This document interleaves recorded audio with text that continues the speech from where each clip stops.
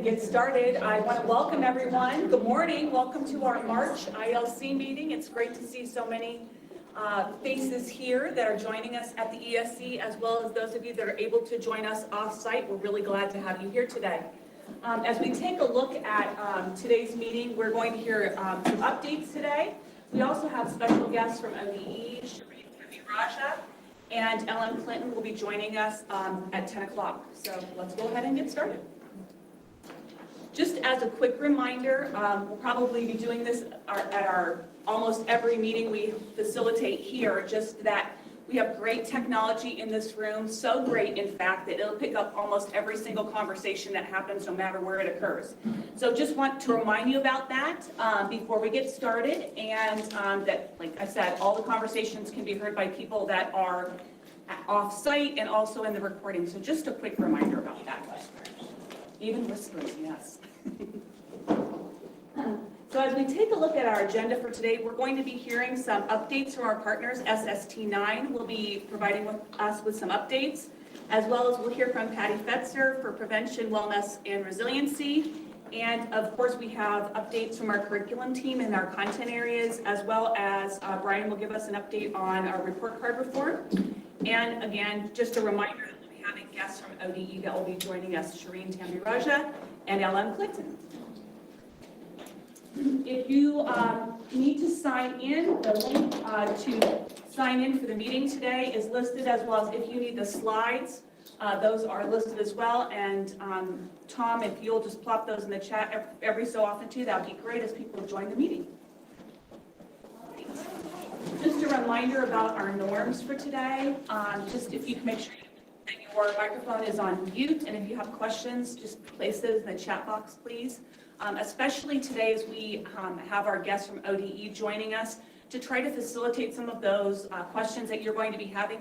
If you'll just place your questions in the chat, that'll be helpful for Tom and I as we raise those questions and share those with our guests. Before we start, can we go back to the attendance? Because I think people in here may not have gotten the link. Okay. So just to give a minute to make sure. It was too fast. Okay. Oh, that's fine. No problem.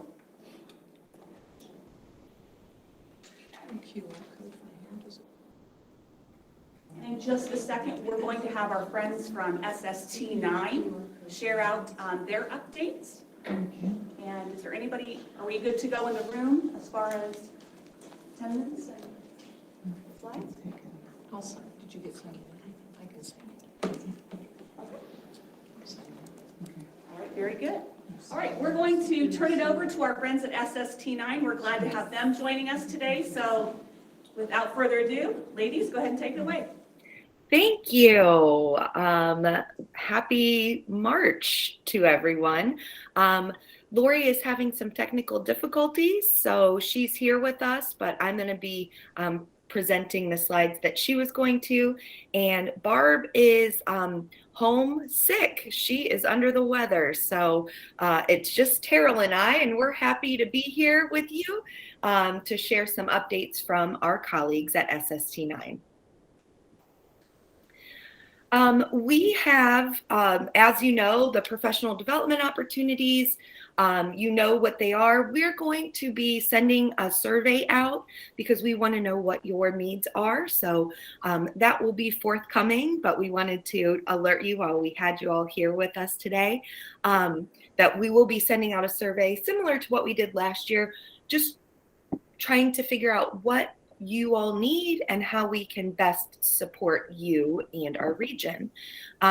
We are working on the team learning and facilitation guides, but that's taking us a little bit longer because we really want to analyze those one plans to make sure that we are providing the supports that you all need and not just what we think you need. So we're still working on those, and they will be ready to go next year. And as always, if you have any suggestions, please reach out to your SST9 consultants and let us know if you have any ideas. We're here to help. So this next slide is about the early learning and school readiness. So books can help children talk about what they are thinking and feeling. When children have words for feelings, they learn to express them appropriately, get along with others, and solve problems. Amen to that as a former kindergarten teacher. Storybooks support the language, literacy, and social emotional development of young children. Through a partnership with Dolly Parton's Imagine Library and Ohio Governor's Imagination Library, children can receive one book each month until their 5th birthday. All kids in Ohio are eligible for this program, and it is available at no cost to families. Early childhood literacy, there's a link on there, and that really matters and impacts the success of every child today. So we encourage you to please be a partner in helping to ensure that all of your students and all Ohio children have the gift of literacy to succeed in school and beyond. Trust us, it will help your students once they reach kindergarten if they have had that exposure and experience to books. There's a wonderful tip sheet for families that can be downloaded and shared. And that's all linked in on this slide. The Office of Early Learning and School Readiness is hosting a webinar for kindergarten administrators, test coordinators, and data managers on Tuesday, March 8th from 9:30 to 11. This webinar is designed for principals and other building administrators who will be involved in coordinating or supporting the implementation of the Kindergarten Readiness Assessment Revised.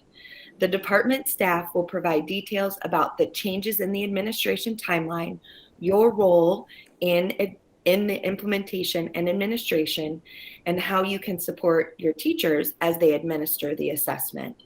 The webinar will also provide guidance on who can administer the assessment and information about trainings for data managers, administrators, and teachers. The presentation will be recorded and posted on our website for those who are not able to attend. So if you have any questions about that, make sure you reach out to one of our early learning consultants. On the next slide here, we have just about our newsletters and networks, and our March newsletter is linked in there. And we just want to thank Tyler for his contribution. He created a kind of a podcast and an article that he wrote, and that's linked in because we're trying to have multiple means of expression for you all. So make sure you check that out. It's worth the listen and or the read, whatever you choose to access that content. Our team is probably going to continue that podcast feel and include things in the future. Doug Reeves will be joining us again this month, and this is the last session of the year, so that we hope that you've enjoyed our regional leadership network. We really want to recommend again that at least one person from your district is attending the Regional Literacy Network. It is an opportunity to stay up to date with requirements found in the soon-to-be formally to be released, maybe it's still on the back burner, dyslexia guidebook, but that team is there and that network is there for you all to kind of learn and network together. Our DE&I plus B educator network is super important. We all need a place to belong in the world. And for many of your students, school might be the only place that this happens.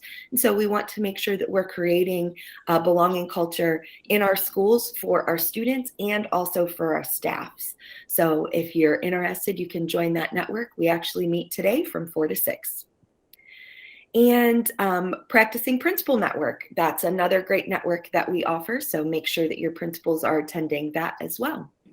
Our secondary transition newsletter is linked in here, and we have so many opportunities for you to network and learn with one another. And we wanted to give a shout out and a thank you to Joy, Lisa, Renee, Mike, and Chris for their willingness to share their EdSteps experience with us during the EdSteps Support Network this year. We've really appreciated learning from you, and we know that your colleagues have valued your input and experience. So just wanted to say thank you. On the next slide, we wanted to acknowledge our recipient for this year's Dr. Karen M. Williams Leadership Award, and that is going out to Kevin Binnefrock at Osnaburg Local Schools. we will be honoring Kevin at our celebration on March 12th. So thank you, Kevin, for your leadership, and thank you to everyone who nominated leaders, and we can't wait to see who gets nominated next year. And I'm going to turn it over to Terrell for a bit. Good morning, everyone. And again, continuing with our awards theme here, we just wanted to really thank all of you and your staffs for taking the nomination process seriously and nominating so many educators and staff for our regional awards. For the R.A. Horn Outstanding Student Award, you can see that we had 28 nominees from 13 districts. While that is outstanding, we do have almost 40 districts in our region. So think about yourselves and are you part of that group of 13? And if not, we know you all have outstanding students who could be nominated next year. So you have some time to think about it and get your staffs thinking about it. But we know with the struggles this year, we're just so pleased that we had so many nominees, and it's such a difficult decision with the students and the outstanding educators that are nominated. I know Colleen was on our team this year on the selection committee, and it's like the best day of your life and the worst day of your life, because at the end, everybody's in tears saying, how can we even select one when they're all so outstanding? So this year we kind of had a little anomaly, but we do use a rubric. We use scoring, we use data to make decisions. And this year, both of our winners come from the Wayne County Board of Developmental Disabilities from the Ida Sioux School. Our student is Johnny Wolf. And then our teacher, our outstanding educator, was Ashley Hewitt. But we had everyone that was nominated was outstanding. So thank you so much again for your support for these awards. Again, the award ceremony is March 12th at RG Drake. If you had a student or educators who are nominated and you would like to come and celebrate with them, we invite you to join us that day. I'll give you a little rundown. From 9 to 10 o'clock is going to be registration. Come in, check in, have some refreshments, get ready for the award ceremony. And the ceremony time frame is from 10 till about 12. We're not sure we'll go till 12. We know that people get antsy, but we want to make sure that we do have enough time to celebrate everyone that was nominated. So we hope to see you there. Next slide, please. Just a couple of special education updates. Remember that if your district had a special education profile required action, one of your indicators had a non-compliance, that those self-review summary reports and improvement plans are due April 7th. And also remembering that is a district process, not just a special ed process. And you have an SST consultant assigned to your district, and we've been working with all of you, and we really appreciate your collaboration and dedication to that process. So I know we've had some great teams and great discussions around the work that's being done and going to be done. So thank you again for your support, and we look forward to the continued support and collaboration that we'll have with you until you get cleared from your noncompliance, which will be in September. We guarantee it. The next news I wanted to share was about alternate assessment.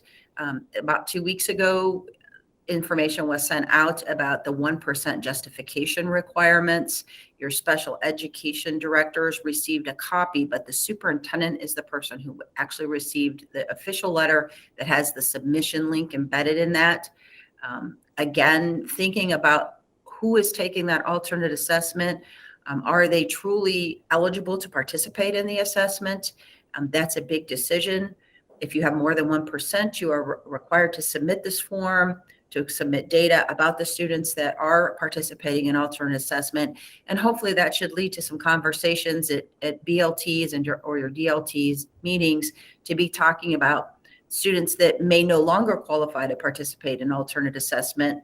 And then what are the curriculum decisions that are being made for those students, because they will be required to take the regular Ohio State tests moving forward. And we know that's the biggest question in our districts across the region. And we're all working on that collaboratively as well. How are we going to change our systems and structures to give students access to the general curriculum who may not have had that in the past? And then the last update on our literacy theme, because we know we're all talking about literacy every day, is we just wanted to give you an update about the school psychologist network book study that Leanne and I are helping to facilitate. And that's using the David Kilpatrick book. And we have already up to through chapter 9 with the Stark County network. And the discussions have been outstanding. And what we're really focusing on with the school psychologist is thinking about the literacy assessments that ETR planning teams are using in the ETR process, thinking about, are they aligned to the science of reading? Are they going to really identify the needs that those students have related to literacy? And can that assessment pinpoint that need and then help drive those instructional decisions and intervention decisions to develop the skills that the students may be missing? And we've had just rich, in-depth discussions.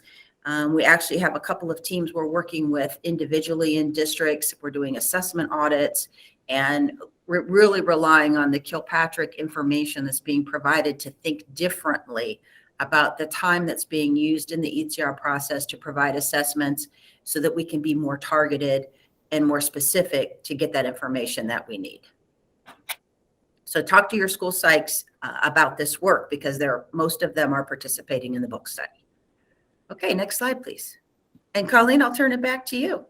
Thanks, friend. So we just wanted to say, we hope that you have a wonderful spring break. It's going to be here before you know it. Before we get to spring break, we just wanted to remind our cohort 2 friends that their Ed Steps 1 plan is due by March 31st. So please, please, please reach out to us to help. We've been supporting our cohort 2 friends, and some of them are in the system, and it's a little wonky. So we want to remind you to not wait until the last minute, and please reach out to us if you have any issues or need support. We're here to help, and we can connect with ODE and get the answers to the questions you need. But we just wanted to make sure that we're here to support you, but also to remind you not to wait till the last minute. And we're here. So have a great spring break when it gets here. You're almost there.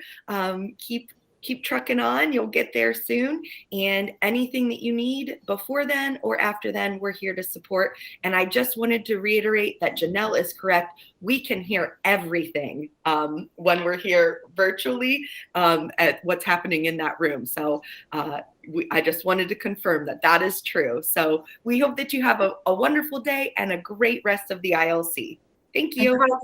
Colleen, I wanted to say one more thing. Lori posted something in the chat that spurred my brain to work. Yeah. I just wanted to give one little highlight about the other book study that we're doing with Nathan Levinson about the 6 shifts to improve, to provide interventions and improve services for all students. It does say special ed, but it's really for all students that need supports. We just wanted to give you a little kind of not a save the date yet, but it's coming here very soon, that we're going to be bringing Nate Levinson for sessions in June to look at elementary and secondary scheduling. So look for that information to come out in the next week or two. We'll be inviting all of our districts to bring elementary and secondary teams to think about scheduling to ensure that we're meeting the needs of all students. So if you're participating in 6 shifts, we know you love it. We know it's what we need right now, and know that there's more to come. So thanks so much. And thank you, Lori, for putting that in the chat so I could mention it. Have a great day. Thank you so much, SST9. And now we're going to turn it over to Patty Fetzer. Hi, good morning, everyone. Thank you. And I look forward to giving some brief, but I think important and hopefully helpful updates for you, as well as resources. So next slide, please. Many of our districts, in fact, almost all of our districts, I got the update from Marty Bowe, signed up for renewal of their Say Something, See Something anonymous tip line. So I thought this would be really pertinent for you to know, even as you're thinking about what information to roll out to keep your students safe moving forward as we're going into spring. But Say Something, See Something Week is actually March 14th through 18th, so it's coming up. And on that link, there is a full social media action kit with information that will help promote and remind your students, your families, and your educators within your district about that Say Something, See Something tip line. So that's just something helpful that can help continue to promote the great work that you're already doing to help your students, families, and educators know that they can look out for each other and report when they see any type of concerns. Next slide, please. And this is just a reminder, you know, I've come actually every time we speak, I bring up House Bill 123. I know that this is curriculum specific to health education that really you don't have to do till July 1st, 2023. So that seems like it's far out. But the reason I keep bringing this to your attention is for a few reasons. As I continue to help our districts think about how they weave things together. One of the important reasons is you might already be doing some things around content for this, such as the See Something, Say Something. So you're going to be looking at what are we already doing that may meet this, that we can build on. We have districts that are really actively auditing what they have in place as they're doing their PBIS work and thinking about what content do all our students get. You have curriculum health planning going on and thinking about how do we fit in all the various content that our students need around good health. We know that there's rising mental health symptoms of our students and our staff. And so thinking about, you know, where we can gather and use this content. The other thing that's up and coming is your districts just recently received the new Northeast Ohio Youth Health Survey data, and they'll be preparing to kind of go over some of that and some recommendations. And I just want to make sure people think about it really logically and really in a weaving manner and think about what you can build on that you're already doing real well, content that you already have available, perhaps through your social emotional learning content, you know, different pieces and parts. But what ODE has within this is that right now, whatever you choose has to be approved by ODE. They only have a few models that they have listed that are approved that could grow, and your districts are also welcome to reach out to ODE with a model that you have that isn't listed as approved to ask them for that approval. So just want to bring that to your attention. Next slide, please. And this happens to be one of the approved, and because it's Say Something, See Something Week, and because many, if not most of our districts have already signed on to that See Something, Say Something anonymous tip line, there is new content that's been added that helps to meet that House Bill 123 requirement, but you need to use both the Say Something, See Something content and their new additional Say Something, See Something, Prevent Suicide content. And it is free to districts that have signed on to the anonymous tip line if you utilize the videos, the video access. If you need to bring in somebody from Sandy Hook to help with the presentation, there is a cost. But that is something that you have available to you, and in the link, Say Something Sandy Hook Promise at the top, you can find out more. I also put additional links in the discussion chat area of the slides that you'll be able to access and pull from to take a deeper dive look into that if you have interest. And before I go forward, you heard me present on sources of strength, which is one of the other evidence-based models that ODE has approved for the House Bill 123. And it's actually a much deeper dive than what Sandy Hook has. But I know that educators really haven't had enough time to really probably take in, that's literally the trainer model, which is covered at no cost.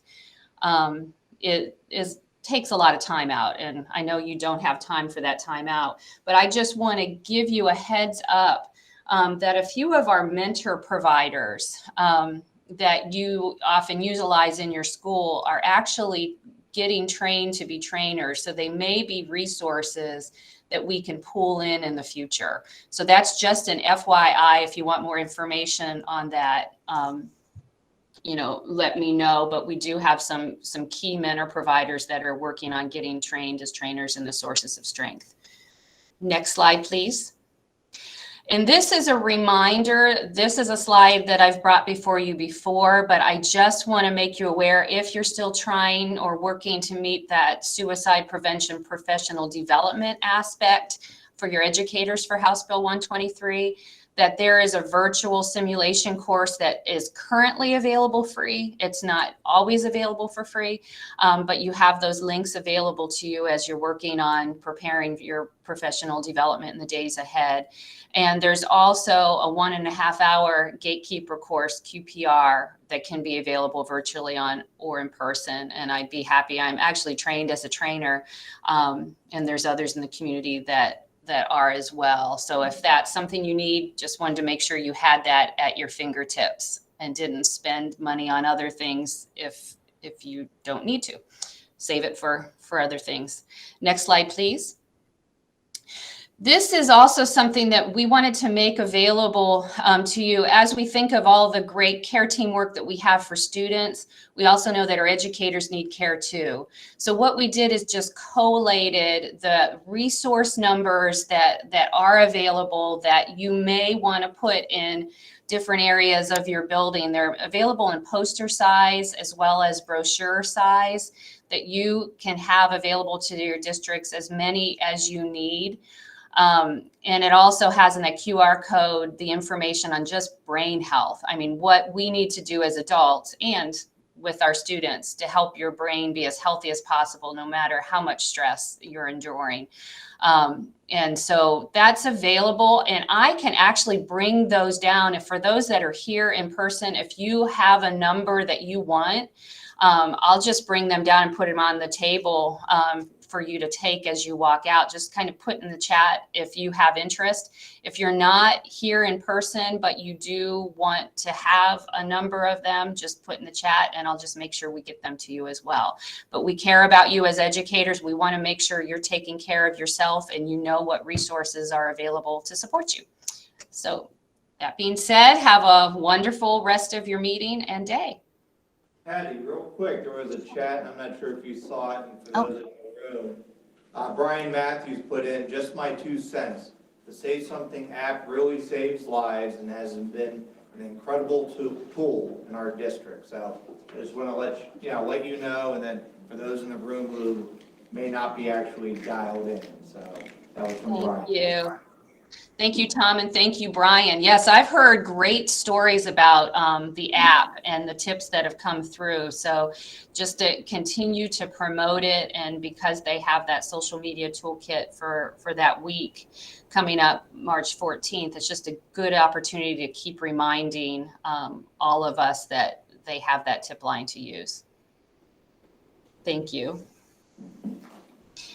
And I'll be watching in the chat to see numbers of the educator care cards, whether posters or their smaller size cards. And I see Lori's, so thanks. I'll watch and bring them down.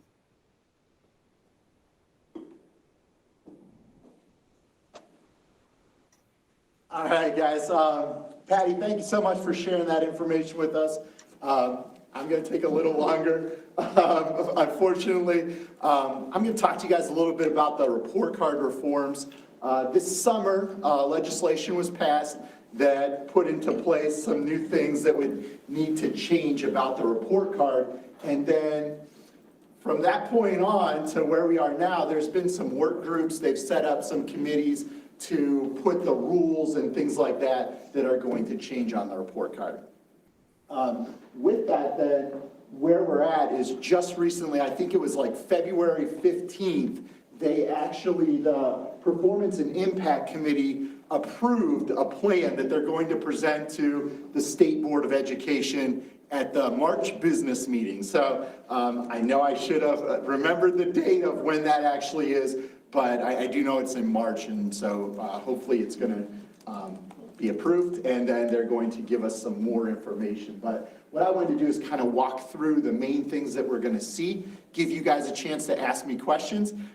If I'm not sure of those, we'll find those out for you and then go on. So what I'll do is I'll kind of address each of the topics and then give you guys a chance to ask me questions about that. So Mary Ann Motley was actually at our first ILC meeting, and she kind of gave us a quick glimpse of some of the things that we would see. So those things that you might remember, the one big thing that everyone talked about is we're no longer going to have A, B, C, D, F grades. We're going to have stars. So what we're going to see is 1 star, 2 star, 3 star, 4 star, 5 star, 5 being the highest, 1 being the lowest, just kind of like a restaurant rating or a Yelp review or something like that. Or F with just stars. Yes. Now, when it does come to overall, they put in a half-star rating as well. So you can get 3.5 stars eventually when we get to that point. So we'll talk about that. The component areas are very similar. So most of them have the same name. There was a couple of components that changed their name. The first one that you'll see that looks a little bit different there is the early literacy component. So a new name, a few more parts to that. And we've been talking about a lot with early literacy all year long. So we knew some changes were coming there. The last one down there that you see is the college career workforce and military readiness component. That used to be prepared for success. So that one got a new name. It's also kind of a work in progress still. So that one, we're not going to, this year when we see the report card, it's going to be report only. So we're going to have some information on there. They're going to study that information for a few years, adjust it. We won't see that actually on the report card as far as a grade or a rating until the 24-25 report card. So we've got some time on that one. I'm not going to spend as much time talking about that today because it's still kind of being worked through. So let's start with achievement. Here's the big changes to achievement. The first one is indicators met. That's the one that, it never was the highest valued part of that indicator or component, but it was always the one that we worried about and that we spent a lot of time with. This is going to be report only from now on. So it's going to be there. It's going to be visible. That's how you did on each of the tested areas, but it's not actually going to factor into the rating. 2 of the indicators that used to be in that category, they've moved out. So the gifted indicator is going to move to gap closing along with chronic absenteeism. So those won't be there anymore. The performance index will now be 100% of your achievement rating. Okay, so the whole thing is going to be factored in by the performance index. Scale didn't change. I put it over there just so that you guys could see that, but the weight of each of those categories exactly the same as it's been in the past. This next part is really big. And Mary Ann talked about this at the beginning of the year. The performance index, the maximum score, it used to be 120 would be the highest everyone could get, and they used that as the denominator. Now they're going to take the top 2%, whether we're looking at a building for the building report cards or the district for the district report cards. They're going to take the top 2% of all PIs, and that's going to be the average of that is going to be the maximum score possible. Okay, so everybody, that will be your denominator. And then just to give you guys an idea of how that played out, they used 2019 as a lot of simulation data for this. In 2019, it was 109 point something. I have it on the next slide. For 2021, that average dropped to 105. So it's going to vary every year what that maximum amount for the PI can be. Anna, you had a question there? Remind me, it's not like districts though. It's still all the state of Yes. Ohio, or is Yes. it like districts? So it's going to be the whole state of Ohio. Okay. But if we're looking at the district report card, all the districts in the state. Okay, I We'll couldn't determine that. remember if they were going to compare us to like districts as they do for like our cap cut report and things like that. Yeah, no, this will be everybody. And so for building, it will be everybody as well. So you may be in elementary, but let's say the top 2% are all high schools as the PI. It's just buildings in general is the whole pot there as far as determining that maximum. So it's not sorted out by, we're just comparing high schools to high schools or elementaries to elementaries. It's just buildings in general. Ryan, the denominator will be different if you're a district versus a high school versus an elementary. Is that what you're saying? So district will be different than building. So all buildings will have the same max score regardless of elementary, high school, middle, whatever. That make sense? Anybody else? Now, this next part here, we're used to there being certain tests that we use for the PI. That's going to change a little bit this year. So we still have our ELA 3.8, our Math 3.8, our Science 5 and 8 are on there. ELA 1 and 2 are on there. I have a question about ELA 1 because I would think that would just be the retakes. So I'm kind of digging on that still, but in their report they had that. Algebra, geometry, Math 1 and Math 2 are on there. Biology is now going to be included in the PI this year. American history and government are going to be included in the PI this year. So with that, before they used to say, well, there's alternative tests they could take, so we're not factoring that in. This coming year, those will be factored in, as well as approved substitutes for using performance on AP and IB. So what the law had said is, you know, if a student got a certain score on their IB test, they could substitute that for their OST score or their end of course score. So Brian, what you're saying is the students that take AP or IB, they will be in our data for Yes. the American history, bio, and all that. yes, they should be in there for you. What about the substitution of CC plus? There wasn't anything in there for CC plus on that. You know, so Is there it's further people going to ask questions about it? Or? So I know it goes to, it hasn't been approved yet, so it hasn't by the state. From everything that we're seeing that they're going to propose, we haven't seen anything in there about this college credit plus. Brian, you don't believe that they would count as non-tested though, do you? In data? I don't believe they'll count as non-tested. They don't now. Yeah, so they should be, you should be able to substitute their score in, I think they would have to take some sort of test for their government, if that makes sense. Are you talking the CCP? Talking to CCP students, yeah. Let me ask on that, Dave. I don't want to tell you anything wrong there. So I don't know if they would say they need to take it, or I don't know how that'll work, but I'll check on that and get back to you. Okay. All right, so that's the first part there. I'm not too far away now.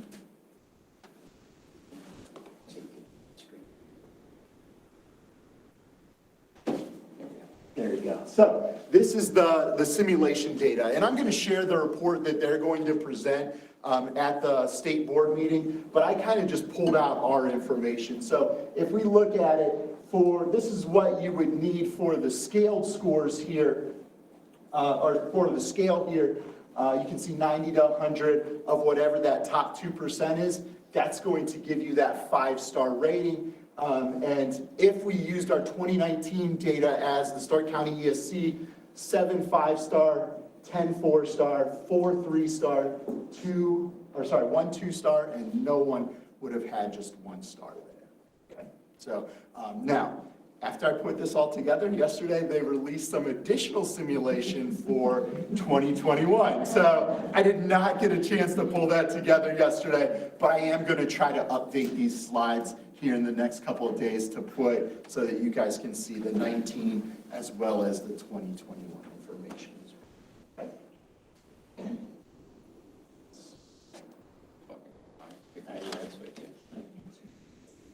All right, so and then these are the descriptions of what each of the stars mean. So I'm not going to read those to you guys, but that's going to be available on all the topics. Okay, so that is achievement. I'm going to go on next to progress, but I'm going to give you guys a second if there's any questions. Anyone out in virtual land that has any questions, feel free to let Tom know. You want to say that we are bringing in Mary Ann Motley in September again, just get it on your calendars. We're on her calendar. So First ILC meeting, she'll join us virtually again and kind of go over. At that point, I think we said we'll be a week out from when the report cards are actually released. So she'll just give us. Just in that. case somebody throws something at you, Brian, I'm telling them to save it until the fall. Yeah. All right, so the next thing is progress. Progress has been very similar. We use EVOS to calculate that. It's been 3 years of data now. Last year, we only had 1 year of data that we could look at because of the pandemic. This coming year, we're going to have 2 years. It's going to be the past 2 years there. They did throw another measure at us. So that other measure is now going to be called effect size. And the way that that's going to work is if your growth index is greater than 2, that's going to put you in one of 2 categories. So you might get 4 stars, you might get 5 stars. It's going to depend on your effect size. So if your effect size is greater than 0.1, they're going to give you a boost up to, or a bonus, I guess you could say, up to 5 stars. If it's below that, you're going to stay at 4 stars. So if your growth index is between -2 and 2, that's going to be 3 stars. And then the same thing's going to happen with 2 stars and 1 stars. If your growth index is below -2, you're going to be 2 stars. If your effect size is greater than -0.1, if it's below that, then they're going to drop you down a level and you'll be a 1 star. So we're kind of waiting to see how that looks. When they simulated the data for us, they were just like, here's our districts, here's the rating that you would have had. So I couldn't actually see the effect size there, like how they were figuring that out. But with that, for the building, the idea behind a building is there's going to be less data. So they adjusted that effect size a little bit. So when we look at the scale, they're going to use 0.2 to give you that boost up from a 4 to a 5, or a -0.2 to drop you down, or to move from a 2 down to a 1 star. So this one, again, we haven't seen the effect size. It's a new measure that's going to be included. I know that there was some questions on progress from legislators. So I think that was a piece that they added in to give more confidence with that measure there. All right, any questions that you guys have on that one? Okay, so what that looked like for us in 2019, okay, we had 2 districts that would have got that bump up to 5 stars. 6 of our districts were 4, 5 were 3. We had 7 districts that were 2 stars, and then we had 2 districts that fell in that 1 star rating. So with that, I think if we look at our 2021 data, that's one of the things they haven't released. So they have put out the 2021 simulation for several things. They haven't put it out for progress. I'm kind of interested to see what that would look like. I'm hoping it will eventually come, but I haven't seen that yet. So there's just the descriptions of what each of the ratings will mean. And then this is the one where there's all kinds of changes. So this is gap closing. And gap closing, the first thing that we have up there is the gifted indicator and chronic absenteeism indicator have moved over to this category. The other thing that I want to mention is all of our ESSA goals that have gradually went up each year, those are still in place. So we're still using those. So I didn't put this on the slide, but the goals change every year. So we know that each of those things is going to get a little harder as we're moving further out from that original year that we started with the goals. So that is an issue there. So gifted indicator is now split into 3 measures. And Diane has told me that if anyone has questions on the gifted indicator, she'll help out on that, or you can see her at the break or whatever. But the gifted indicator, these are actually the 3 measures, are very similar to the 3 measures that we had before. So we did have performance index, and with the performance index, it's going to be the same idea that we had with achievement. So it's going to be that top 2%. They're also going to have a scale, so you don't have to get that, it's a certain percentage, and I didn't memorize the percentages there. 95 the first year, 96.5 the second year, and 97.5 the third year. She's amazing, folks. So we'll work our way up there. It's kind of like when they first put in the gifted indicator, we had a couple of years as it increased each year to get to that. So it'll be those percentages of the top 2%. So Michelle, you had a question on that? Ryan or Diane, did they say why they chose gap closing for gifted? That area? I have not heard.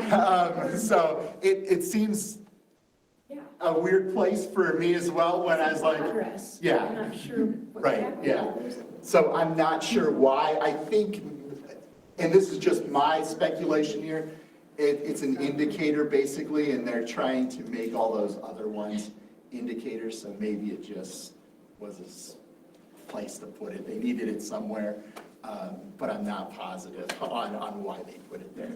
I know they wanted the achievement just to be performance index as all by itself, not the two separate parts. So, all right. Okay, so progress then is the same that it was before. So we're still using that. Identifications and services, this is what we always called our input points. It may have been called identifications and services, but we just referred to it as input points there. And that has completely shifted. So there's a lot that goes into that. I know Diane has addressed that at her gifted meetings, so I'm not going to go into that, but that is the third part. With that, the one nice thing that you're going to see there is that you don't have to meet all three parts to get the points for this area anymore. You can, if you hit performance and progress, you'll get points for those. You might miss the points that are available for the identifications and services though. So there are chances to get partial points in that area. Now, saying that, in all the other areas, they've eliminated the possibility of partial points. So it used to be a thing where if you showed improvement, they would give you partial points towards that area. They've eliminated that. So it's based on that ESSA goal, and you either met it or you didn't meet it. So, and each of them is worth 1 point for each of your subgroups there. And then the other thing that's different is they separated progress and achievement. Those used to be in the same thing. So like if we were looking at math for our Hispanic students, let's say, if they didn't meet the achievement part, the PI part of that, but they met the growth part of that, check, they got the points there. Now those are separate. So there's a Hispanic math for achievement. There's a Hispanic math for progress. So those are separate categories. You can hit one, you could hit both, you could hit neither one of them. So there's a little bit more points there for that. So here's what the point assignment looks like. For the gifted performance index, you can see that each of the sections is worth 5 points. For the chronic absenteeism, 5 points for that. And then for the English learner proficiency improvement indicator, that's the same as it was before. That's going to be 5 points as well. Okay. Now, when we get into the points for the graduation, achievement, and growth for math and ELA, these are worth 10 points. The way they get those 10 points is each of those groups has, each of those categories would have 10 subgroups there. So we can see our all students all the way down to our white, non-Hispanic. Those have not changed. Those have been what our ESSA goals were created for. So there's 10 possible. Now your district may only have 5 of those. So if you only have 5, you're only rated on those 5. So your total points possible would decrease based on what subgroups you have. So you won't be penalized by, okay, I can't get the points for that because I don't have that group. That's not how this works. So if you only have 5, then your denominator for that would just be 5. Okay, yeah, Lee? Ryan, I think the gifted, that's an improvement for the gifted. because we used to get 0 points when we didn't have 10 in a subgroup, and those small districts were really taking a hit. Yes. And now they've eliminated that part, and you will get credit for however many you have. Yeah. So that, I was happy to see that. All right. Okay, so this is what this would look like if we used our 2019 district information.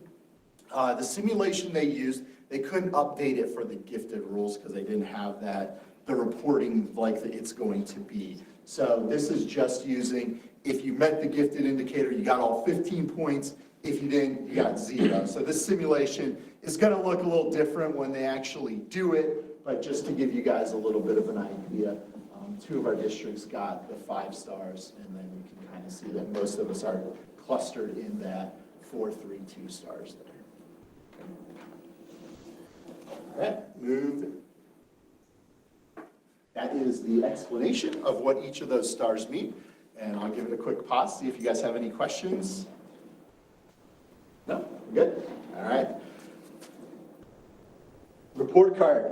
Report card is pretty much unchanged. So it's still the same breakdown. 4-year graduation rate, 60% of the component, 5 years, 40%. Now, the one thing that we will see on this one, there's a whole bunch of additional non-graded report-only type of information that they're going to ask you to show or they're going to post on the graduation component. Just a couple of things. They're going to have you put the number of students that have not graduated within the 4 years but are still receiving educational services. The number of those students that have met graduation but are staying around for additional educational services, our special ed students that fall in that group. We have to put the number of students that have basically dropped out and not enrolled in another school, something like that. There's quite a list there, and I'll share that link with you guys so that you can see all the report only that are added to the graduation component. Hey, Brian, Yeah, go ahead. this is backtracking, but I just got a question, just for clarification. When you talked about actual points being awarded or calculated for Hispanic students, were you talking about Hispanic students or English learners? That was Hispanic. So I was just talking about one of the subgroups there. It could have been, Asian Pacific Islander. I just just randomly wanted that picked. Yes, clarification. yeah. Yeah, thank you. So the EL component piece of that's its own separate thing, okay, for the English learners. But then for the math and the graduation, the math and the reading, Hispanic is one of the subgroups that would be there. Thank you. Go ahead, Ann. The 4-year graduation, is it including all students, or are they going to, or is it the report only that they'll report only those that we've had in our building for all 4 years? I thought that they were changing that so that it could reflect who we were in charge of for 4 years and who might have moved in, their senior year and dropped out. I'll look into it, Anna. I think there is something that's a report only that's moved in and dropped out. But I'll just double check to make sure which one they're looking for. I didn't really see anything that made it seem like they were changing what they were actually grading there, but I'll look into it and let you know there. Anna, just because I'm taking some notes for him. So you were interested in whether or not they're in the building all 4 years. Originally, that's what I thought I had I just, learned. well, I want to make sure I jot down for him. And then the scale got more challenging here as well. So if we're looking at that scale, to get that 5-star rating, a 96.5 or higher for your graduation weight.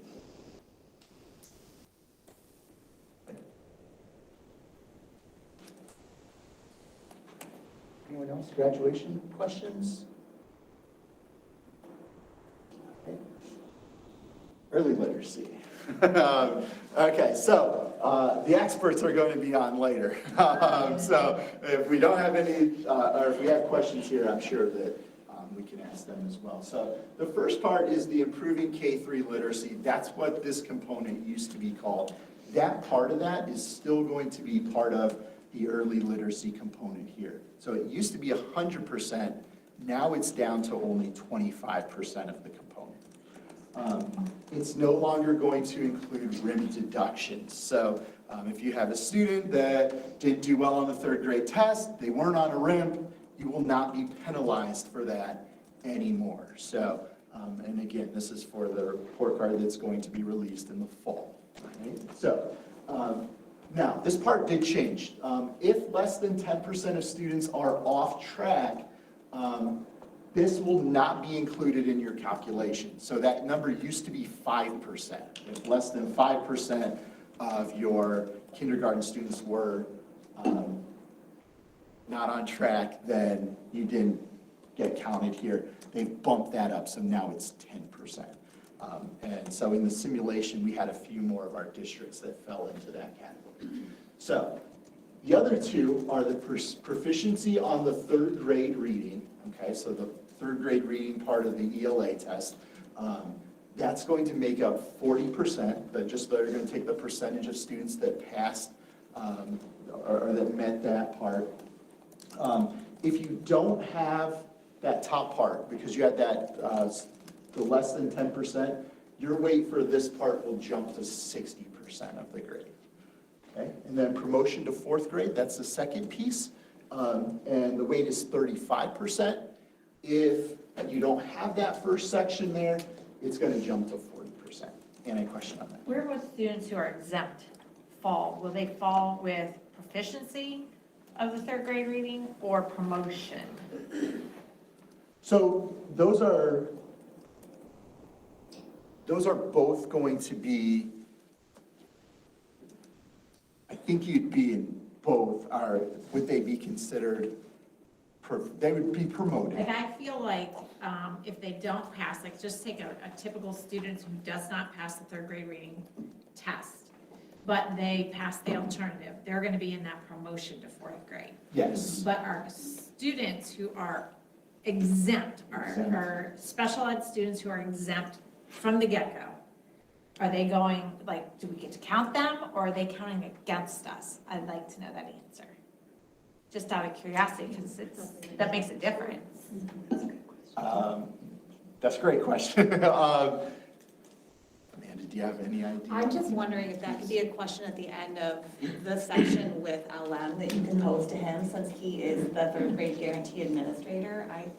I would pose it directly to him. I don't say anything, I just didn't know. Yeah, that was something. No, I'm just saying And that. I feel like I was just on a call about it, and I don't know that they addressed that part of it. Can we add it to our list of questions? Yeah. So where does the exempt students fall? Will Either they in count as being promotion or the proficiency or promotion to fourth grade. Yeah, that's a great question. Yeah. So I'm thinking when I looked at some data there, Anna, I'm thinking that the promotion, your percent of your students that are promoted, so they would be promoted, I'm thinking that they would definitely count in there as being promoted. That other one I'm not sure about. Anna, wouldn't they be alternately assessed for those Is there things? anybody that falls in that category that would not be alternately assessed? We have kids who take it and then Except are for exempt retention. from the Retention. Oh, exempt from retention. I thought you I'm meant- sorry. I had- Yeah, I was thinking okay. exempt. I was from thinking the- exempt. No, That I'm case thinking, no, they take it, but they're exempt Okay, from the promotion. consequence, so I'm wondering if it'll count against us. It makes a difference on how many then you might exempt from the retention. So Becky Gribble wants to know, I think they're gonna count against They're us, gonna is count- what I'm they're gonna saying, count as not proficient, Yeah. I guess. which Yeah. might make a difference, so We just just to, looking at those a little bit closer. Becky Gribble has a question in the chat. Will fall grade 3 testing play any part in these scores? So for the fall test, will they play any part in these scores? My understanding is you're still going to, I mean, you could still meet that reading score by your fall, like,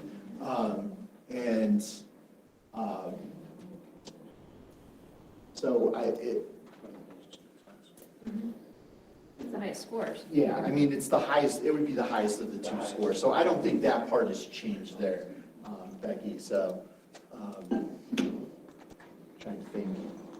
And then it's really, they have to pass one of the two tests to be, before had the rim deduction, but that doesn't play anymore. So, so thank you. Yep. And we'll ask LM that question when he gets here.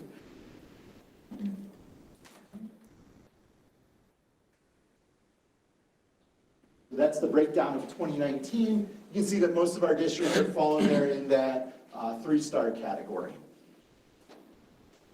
And then 4 of our districts did not have the K3 improving literacy.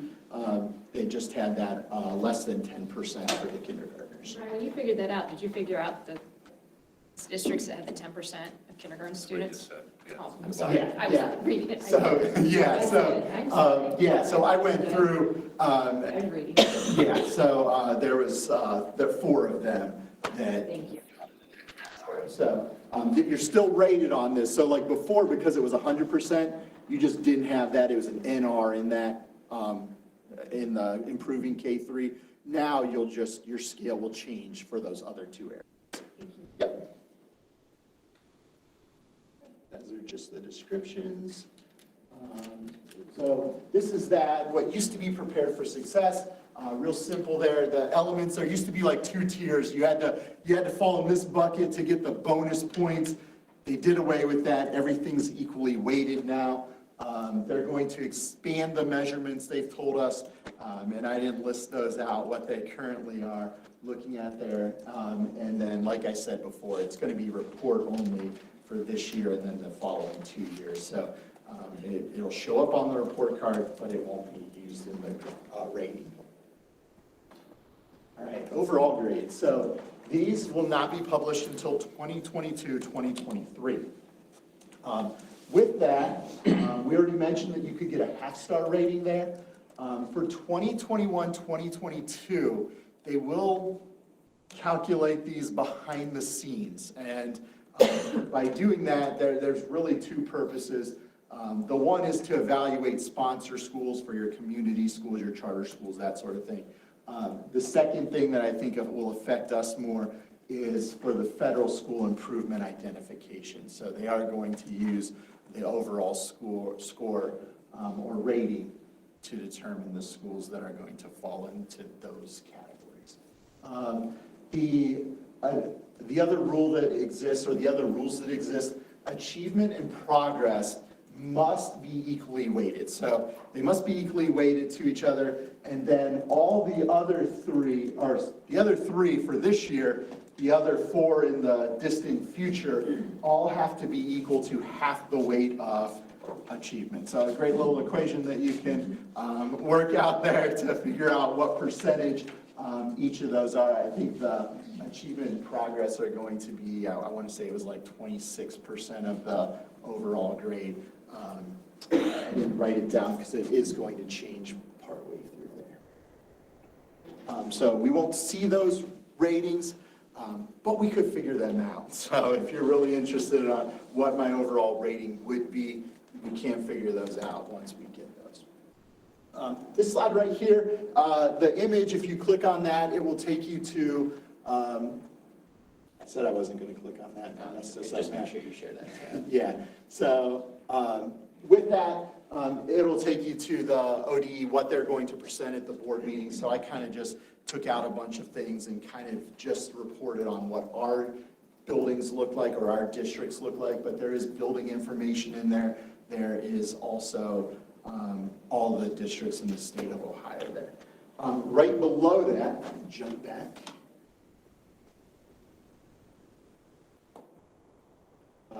So that simulation data for 2019, if you click on that, you'll get a bunch of links for the data that they're using for that. So you can feel free if you want to jump in there and dig around and look at, what they had for all the different districts. For gap closing, they really just listed some things. They didn't put it all together for a final score. So I do have that if you're interested in where your district was. I can share that information with you. And then, last thing, just a quick reminder to you guys, I mentioned this to the testing coordinators, the secure data center is about ready to be disabled for the legacy version. So the one that would create all kinds of spreadsheets and basically was, heaven for me.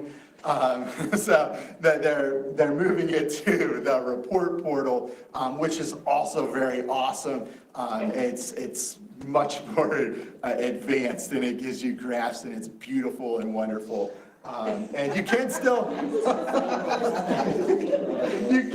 export and get spreadsheets if you're really like bummed that there's not right there, like I am a little bit, but no, it's you're still going to have all that access. It's just going to be moved over to the report portal. But we just want to let you know so that if you wake up March 25th and you're feeling really blue because the old SDC isn't there, give me a call. We'll commiserate together. So again, the system is great and wonderful. And that's all I have for you guys. So any last second questions? No? All right. Yes. Thanks, Brian. That was a lot. No problem. Of detail. Thank you. All right, just a couple things when it comes to evaluations and the data support. So on the evaluation, so I've shared this out a couple times. Tom and I are doing a bridge training for OPES 2.0. Remember, everybody is in OPES 2.0 this coming fall. There is no delay. Everybody's in it, unless obviously some of you may be in it now. That bridge training, the link is open on April 28th. It's a Google Doc, and we are doing it so that it's really just our group. So our partner districts, SST, 9 Friends, and ESC, keeping it small. So if you have anyone that needs that bridge training and they want it into a small group, feel free to jump on and fill out the Google Doc. I also have listed on that sheet all the trainings that will be coming up for evaluation purposes in the fall. Now, you can't register for them yet, mostly because I like to give you guys first dibs before we open it up in STARS to the entire state. They all are face-to-face, but just an FYI. So I do know a couple people still need the OPES 2.0 bridge training. We will not be doing any more OTES 2.0 bridge training. We should be done. Now, if one of you reach out and say, hey, I got this special circumstance, I could open up a class just for an individual person because it is an asynchronous online training. But right now, I'm not scheduling any unless one of you reach out to me, and I'll be always happy to help. Next slide there, Matthew. So, EVOS is releasing a new diagnostic dashboard. It is very nice. Brian and I have been able to play around with it. We had some training. It was supposed to be released in the fall, and then they said April, and now they're saying March. So they don't actually tell us, and I don't have access to any of your data, but they're opening up a new diagnostic report at the district and building level, very interactive, very user-friendly, changing colors to make it a little bit more dynamic and clear.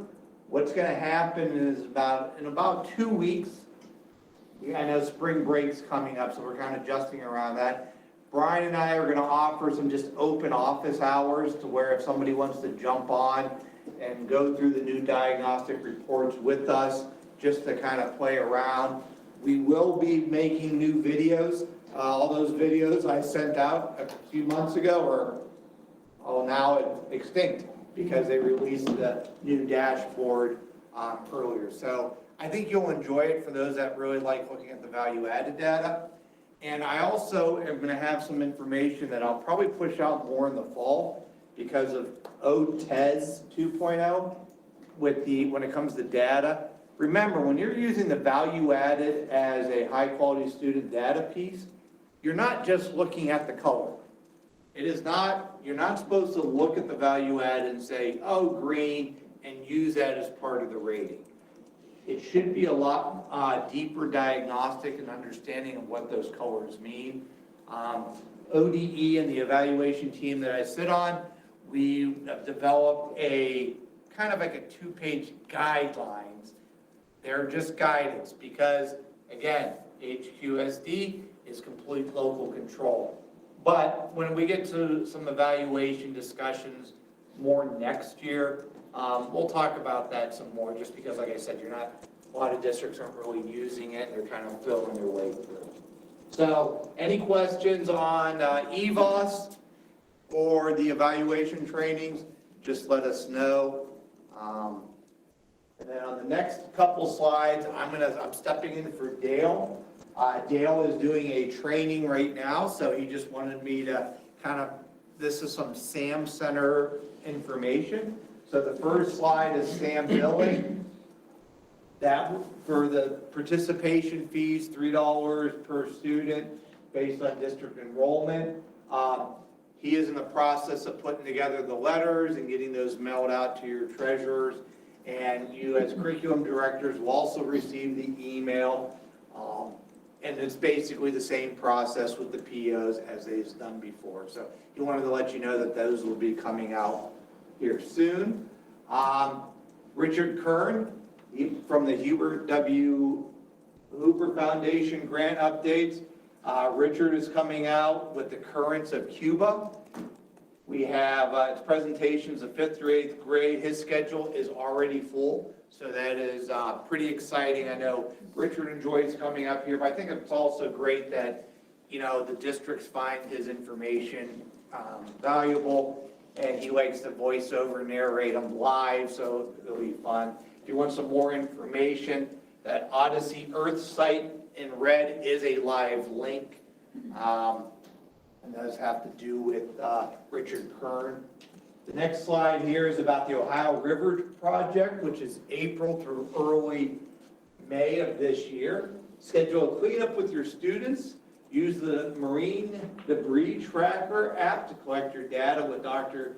Jenna Jambak and her team from the University of Georgia, as well as other scientists will be able to access your data through the app.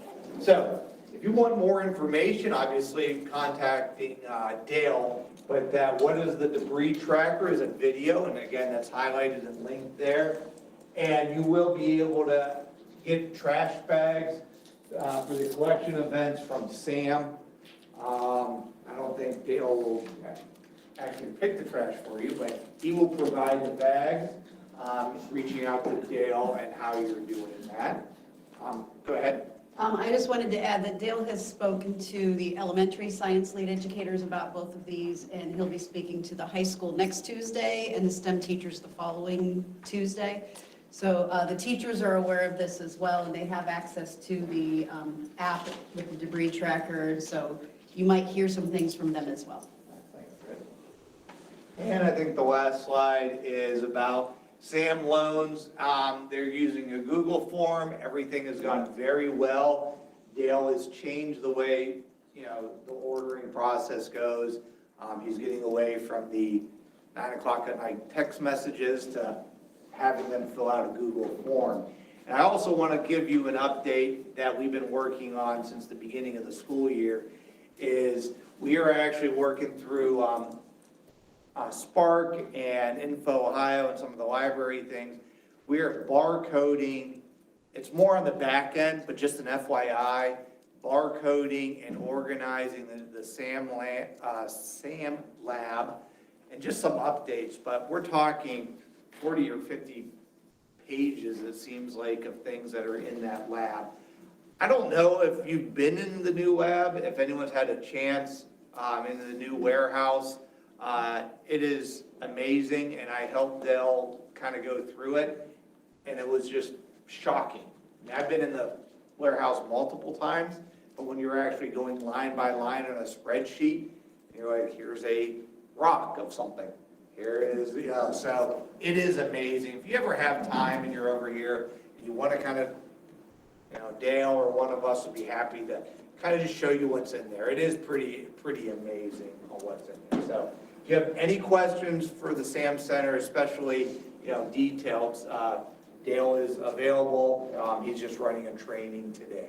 And then obviously if it comes to curriculum, that's Chris and Dale, not me at all when it comes to the science curriculum. So any questions on any of that? All right, I know that was short and sweet. Appreciate it. Thank you. Hey, good morning.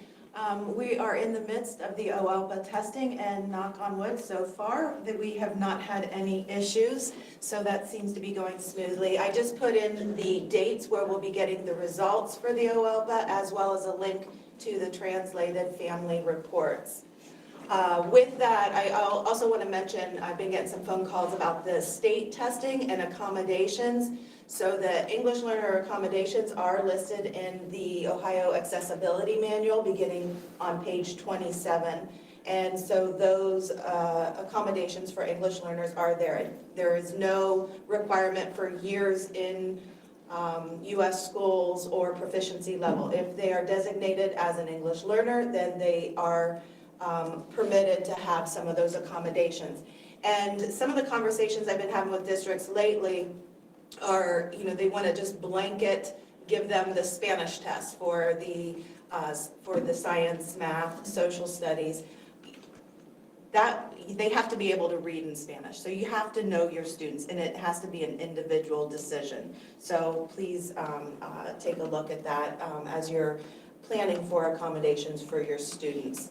Also, as a reminder, the self-survey, which is now in the monitoring, I think they call it a monitoring survey rather than compliance survey. There have been some updates to the English learner requirements in there. And so I highlighted just a few key ones that they are now asking for. I know a couple of our districts are getting audited this year, and so you'll need to provide evidence of all the different elements, but these are the big ones that have been added that you're going to want to pay attention to. And with the program evaluation, we're so lucky to have Brian. He created a tool for our consortium districts that we can easily calculate all the 7 points that they require when looking at a program and evaluating the program. So thank you, Brian, for that. And then just a shout out that Ohio TESOL is actually going to have a face-to-face conference again next year. So you can use your Title III funds to send educators to that conference in November. And lastly, I just wanted to recognize that we have Ukrainian and Russian students in our districts, and to please keep them in your hearts and maybe do a wellness check on the families because they are not okay. That's it. Welcome, everyone. This is anti-disestablishmentarianism. I just thought I could say that one, so I have to say it if you can't. I'm not going to spend any time on report card updates beyond what Brian said. Lots and lots and lots of changes on the old input point chart. So if you have any questions, let me know. We did talk a lot about that in January at our coordinator meeting, and we'll bring it up again in March. If you have any questions, again, let me know. The request for ESC gifted coordinator services went out. That is due March 15th. If you're not sure if your district has responded, please let me know. I believe we have 14 responses in. That helps us decide how many coordinators we need to have in place for next year. And just the last thing, book study is going very well. I think we have 6 districts participating with 29 participants with teaching gifted kids in today's classroom. That will end on March 15th. Thanks.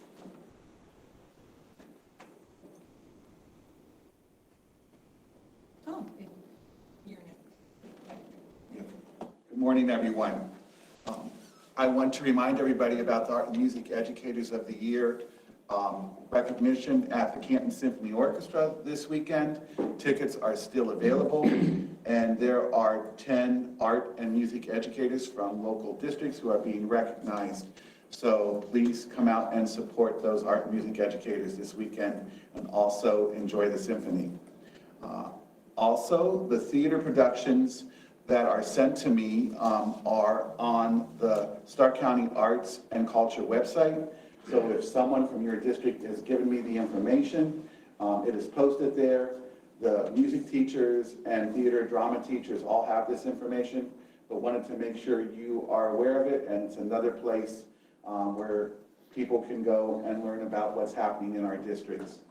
And the final thing today is another conversation about HQSD in regards to arts educators. It's a follow-up from the January meeting. It's called Building Bridges for Arts Education, continuing the conversation for OTES 2.0. There's a link there to register if there's anybody who would like to attend. The first one was quite interesting, and this will be a great follow-up and hopefully some productive conversation. All right, so just a few things from me today as far as technology goes. First off, I'm connected to a whole bunch of tech coordinator groups throughout the state, and one of the common themes throughout all of those is purchasing. So there are many districts, especially those tech directors, who have said things like, oh, well, I ordered something last May and I still don't have it. I know that can kind of get funny with your POs and whatnot, but work with your vendors, work with your tech directors, with your teachers to figure out what you need and try and get those purchases in, or at least those POs in very, very soon, so that way you aren't waiting on those supply chains to get you those items. So first things first, trying to get that out of the way. Second, the spring is always one of my favorite times because my favorite conferences are now happening. The first of which is Neotech. This is just wonderful, really highlights the voices from Northeast Ohio. This is totally free to you as well. So if you follow that link there to the neotechconference.org, you can see all kinds of wonderful things from not only those speakers from Northeast Ohio, but they've really made a push this year to kind of expand those borders, especially with it being virtual, that we can get people from all over the place. So this is a hybrid conference too, which is really neat. So there are going to be those live sessions, like I'm actually presenting at their home office, but it's going to be live streamed out. And then I also have some on-demand sessions that are happening as a part of that conference. Also back in person, doing hybrid in a really different way is the Ohio Google Summit. If you enjoy the things that Google has to offer, this is the conference for you. There are some really awesome deep dives into some products that are in the Googleverse that you may or may not have heard about. And same deal, I'll be presenting there. It's at Kalahari this year. What makes this one different is they are actually requiring that we record our sessions ahead of time. So the entire conference is fully remote, it's fully on demand. But if you wanted to come in person, if you wanted to have those interactions, pretty much the entire slate is also going to be available in person. So it's an interesting way that they've organized that. So if you want to go to Kalahari in May, it's a great conference to be at. Like I said, if you have an interest or if you have teachers that are interested in Google, that's definitely the one to do it. So make sure that you are getting that stuff out ahead of time. I also put on there that the early bird pricing ends on the 11th. So make sure that everyone in your district signs up for that early bird pricing. That way you guys can see all that good stuff. Last thing that I wanted to share, a couple months ago, we opened up our groups so that all of you in this call, as well as all of our curriculum directors, could have access to conversations within those, we tend to think of them as email groups, but I kind of wanted to pull back the curtain a little bit to talk about what's really happening on the back end of those. So what we've really done is set up these Google groups. So if you were to go up to your waffle or your box of boxes or your apps launcher, whatever fun thing your district may call it, as you see the things that you've always been using, here's your Google Drive, here's your Gmail, Groups is also in there. You could also just go to groups.google.com and it'll be there as well. When you do get there, then your screen is going to look something similar to what I have up here. And when I'm all done, then I'll jump in and just kind of show you around a little bit. All of the email groups that you are a part of will be listed there. You'll see this is actually my screen. I'm a part of a whole bunch of different groups, which is a part of the reason why I'm sharing this here today. I'm sure that you as well are a part of many, many groups. I'm sure that that can be incredibly cumbersome to your Gmail inbox. So if you're getting every single email that's coming through, then your inbox is expanding and growing, and it makes me incredibly anxious. So the higher that number gets in my inbox, the more my anxiety rises. So I'm gonna talk to you a little bit about some tips to lower that number too. Really, really easy to do. You just select one of those groups. Ta-da, you are in that chat space, and then you can manage those subscription levels, and that's what I'll talk about here on the next slide. It's kind of funny to think about because, you know, we have advanced so far in technology, and yet this is almost like those original, like the proto, like chat discussion boards that like we were all on when, you know, AOL, you know, first came on and everyone's like, ooh, I can chat with anybody. That's kind of what this is, except it's our exclusive group that we can talk and share. So there are 4 different subscription levels that you can be a part of. The first of which is all emails. Again, to me, that's super anxiety inducing. So I'm getting every single email that comes across as a part of that individual group. The second one is digest. So you're gonna get 25 complete messages as a part of one single email. So that'll come across usually once a day, come through, and then you can actually read and see all of those emails, except it's compiled them into one big email, which is really nice. So instead of having 25, now we have one. Abridged is a little bit different. So this is up to 150 messages that are combined into a single message or a single email. So if you have a really active group, this might be the option for you. Know that at any point in time, whether you choose abridged, whether you choose your daily digest, you can always select any of those messages and be taken to that like message board area in groups to see the full complete message. So don't feel like you're missing out on any of those items. If you are a part of a group and you really don't want those notifications, you could also choose no email, and then that would just rely on you then to go into those groups to click on it to see the activity that is happening in that area. Now, before I move on, I do want to mention, if you choose the digest, if you choose the abridged version, you're not going to get that information at that exact moment. So you're going to get like one email throughout the course of the day. So there have been instances where even throughout the office, you know, my desk is close to Brian and Tom and Diane, and they'll be like, oh, did you see that email from so-and-so? I'd be like, nope, sure didn't. So then, you know, that's my cue to go in and you know, look at those messages. So yes, we are taking that time down from, or our number down from our inbox rather, but it also has, you know, it's cost benefit, you know, as a part of that too. So last thing I wanted to show you, then I'll jump into groups real quick. It's super easy to adjust those. This is actually in one of my groups. So I've actually entered, you know, that message board area here for groups. It's really easy to start a new conversation.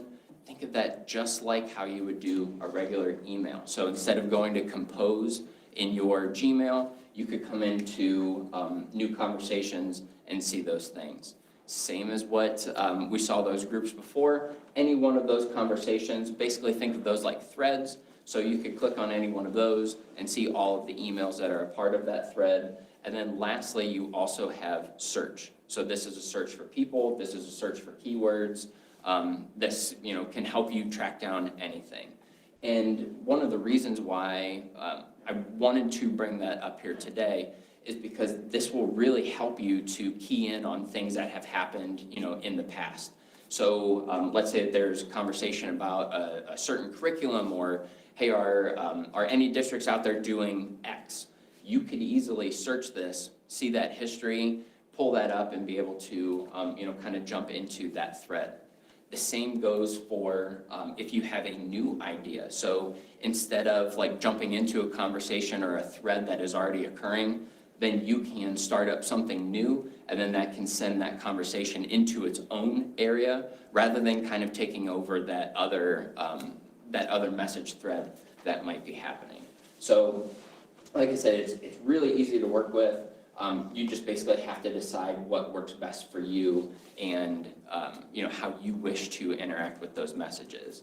So what I've done is jumped over to my email. This is showing you an example. This is one of those abridged versions. So this is a group that I'm a part of. It's actually called Hello. So it's kind of charming. You get an email every morning. It's like, hello. And then here's all this nerdy stuff that you can look at. And so you'll notice here all the topics across the top. At any point in time, I could click on any one of these and it'll jump me down below to that specific message thread.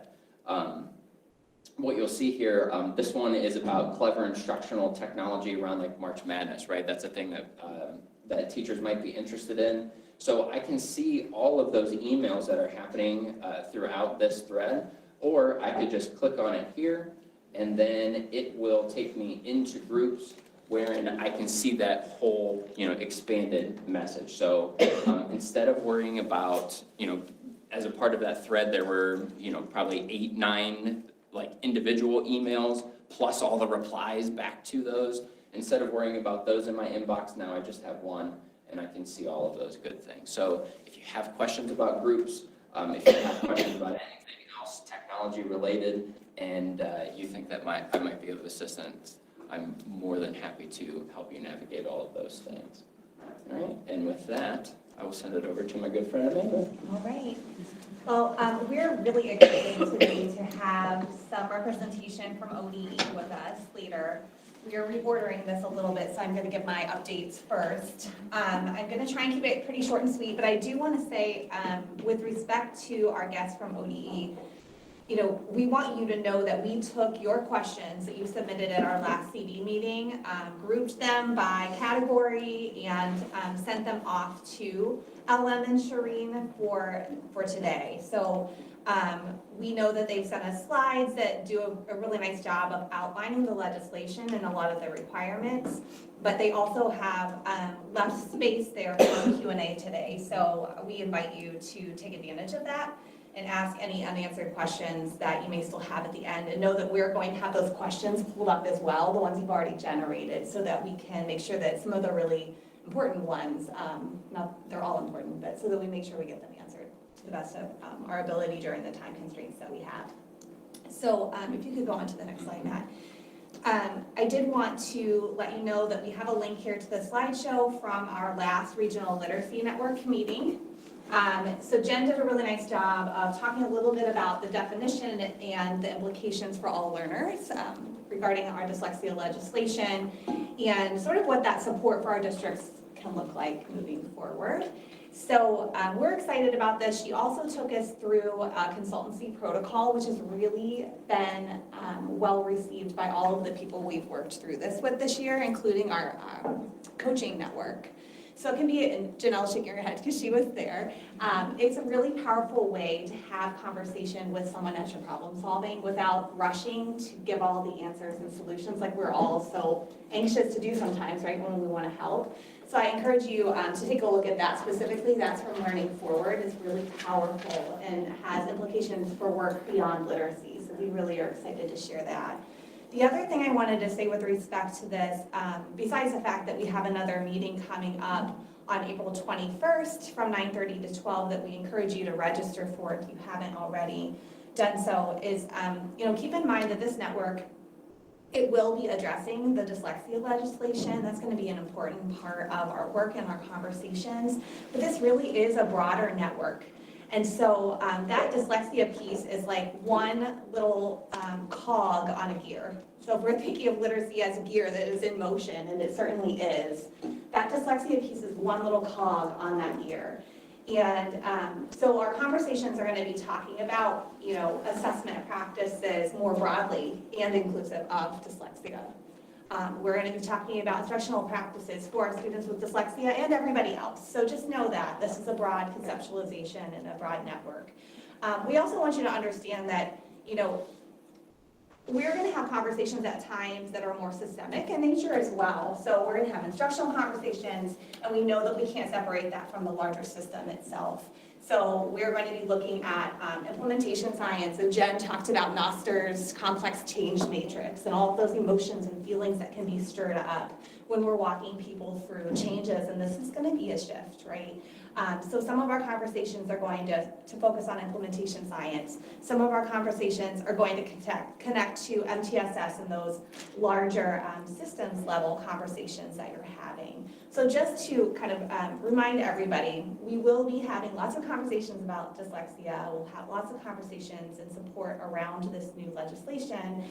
But we're going to show you every step of the way how it connects to all the other work that we're doing, and so that we don't do this work in silos. So we're excited to partner with you for all of that work as well. And then the only other thing I wanted to share with you today is just a collection of resources that deal with disciplinary literacy. We've been getting lots of questions about how to move this work forward, especially at the secondary level, but we know that it also has importance from kindergarten onward, right? Building that background knowledge, helping kids to understand the world that they're living in and the expectations for the work that awaits them in adulthood. And so there's a couple of different resources here. The first one is from Vanderbilt University, from their IRIS Center. There's a series of modules regarding secondary reading instruction, and there are some disciplinary literacy connections there, so that could be a nice tool for your tool belt to share with teachers and coaches. We also have a link here to student achievement partners. There's an article here called Growing Knowledge Matters a Lot, and so this is another great article to take a look at, especially if you enjoyed the book study last year on the knowledge gap and that has really resonated with you. There's a link here called The Case for Bringing Content into the Language Arts Block and for a knowledge-rich curriculum core for all children. And again, it kind of like underscores that importance of Tier 1 instruction and making sure that even in our language arts classes that we're bringing content in intentionally, that this isn't just about literacy in the content areas, but also bringing the content areas to the literacy block and having this really reciprocal relationship there.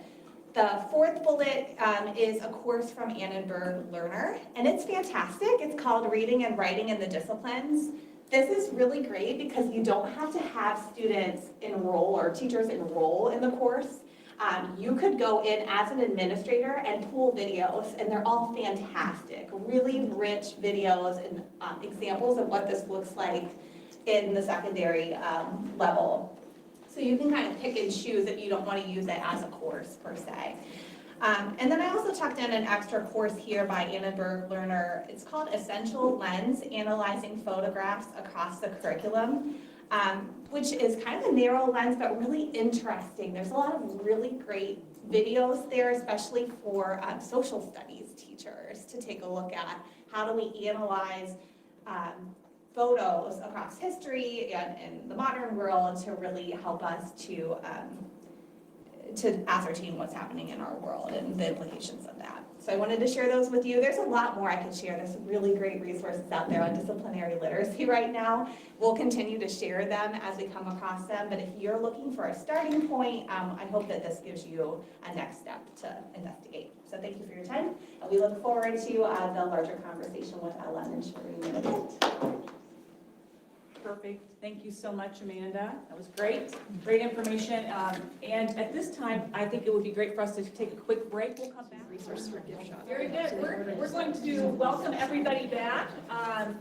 We had a very great morning hearing from our partners and our content area folks here at the ESC. And at this time, I'd like to welcome our special guests. We have from ODE, Shereen Tambirajah, and also LM Clinton. They're here today to join us at our Instructional Leadership Council meeting. And we've been in communication, I think, basically since Shereen assumed her roles at ODE. We've been sending questions that we've been generating during our CD meetings to their committee and to different folks there so that they were up to speed as far as here's what districts are wondering at this point. And so we are thrilled to have them join us today. At our last CD meeting, we generated questions as a group. We sent those questions on to Shereen and to LM, and they're going to address some of the questions that we have. And please keep in mind that as you're hearing the information that they're sharing, if you have additional questions, please just place those in the chat. And Ellen, would you prefer that we have those questions at the end, or would you like those questions kind of throughout? We can do them at the end. I think we'll have ample time for a question and answer session, so that'll be preferable. That's wonderful. That works for us. So without further ado, I'm going to turn it over to you. And so Ellen, go ahead and take over. Thank you. Good morning, everyone. Thank you for joining us today. I'm Ellen Clinton. I'm a program administrator of literacy policy at the Department of Education. I work mainly with the third grade reading guarantee, also the dyslexia support laws, reading achievement plans, reading improvement plans, and other duties as assigned. And this presentation this morning is just an overview specifically of the major parts of the dyslexia support laws, and a little bit at the beginning for the dyslexia guidebook. And I'd like to mention we'll definitely answer some questions at the end, any questions you have. And in between, we'll answer some of the questions we received beforehand, but some of the slides in this presentation will address those questions as well. So hopefully we'll provide a lot of information in this session today. All right, so just real quick, this is just the branding for the dyslexia support laws, just the messaging. Dyslexia, instead of dynamic, dyslexia can hide a student's full range of strengths and abilities, just a positive message that we're framing with the rollout of these support laws. Next slide, please. And I just want to emphasize that dyslexia is part of the department's larger portfolio of literacy policies. Third grade reading guarantee, the literacy improvement plans, federal literacy grants like the Comprehensive Literacy State Development Grant, and also those higher education partnerships. And we also have a phonics rule that will be reintroduced in the next few months. These are all we're doing our best to align all of these initiatives, and the core of all of these initiatives is Ohio's plan to raise literacy achievement. So we're developing resources just to help align these policies, so that way they're streamlined and efficient, and with the ultimate goal to improve reading achievement for schools and for students statewide. Next slide, please. Okay, so this presentation, the main points, we'll discuss the Dyslexia Committee and the Dyslexia Guidebook. Then we'll get into the professional development requirements. Then after that, we'll talk a little bit about the multisensory structured literacy certification process. And then we'll end with the last part. We'll go over the dyslexia screening requirements. So first, we'll get into a little bit of information about the Ohio Dyslexia Committee and the Dyslexia Guidebook. So the Dyslexia Committee, I also serve on the Dyslexia Committee as a representative from the Department of Education. There are 11 members total. 7 were appointed by the Superintendent of Public Instruction. There's 2 members appointed by the Ohio chapter of IDA, the International Dyslexia Association, 1 appointed by the Ohio Speech and Language Board, and 1 appointed by the Chancellor of Higher Education.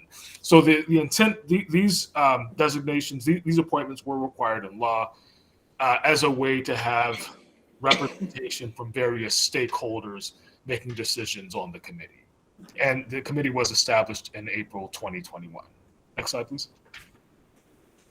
And the committee has many responsibilities, but their major charge was to develop a guidebook, and that guidebook was to focus on 2 major components: best practices and methods for screening and teaching children with dyslexia or children displaying dyslexic characteristics. And just here is the cover of the Dyslexia Guidebook. Multiple drafts have gone out for public comment, but this is the main cover of the page, again reflecting that branding that we discussed in the beginning a few moments ago. Okay, and the guidebook, just an overview of the sections.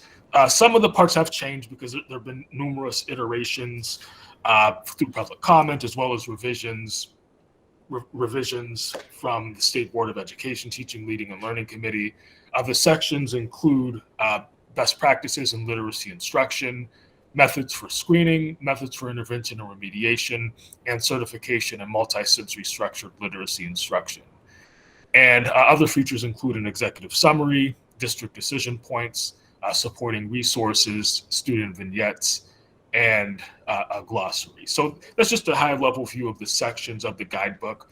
A couple of those titles have changed, again, due to the revisions, but this is pretty much the gist of what's in the guidebook.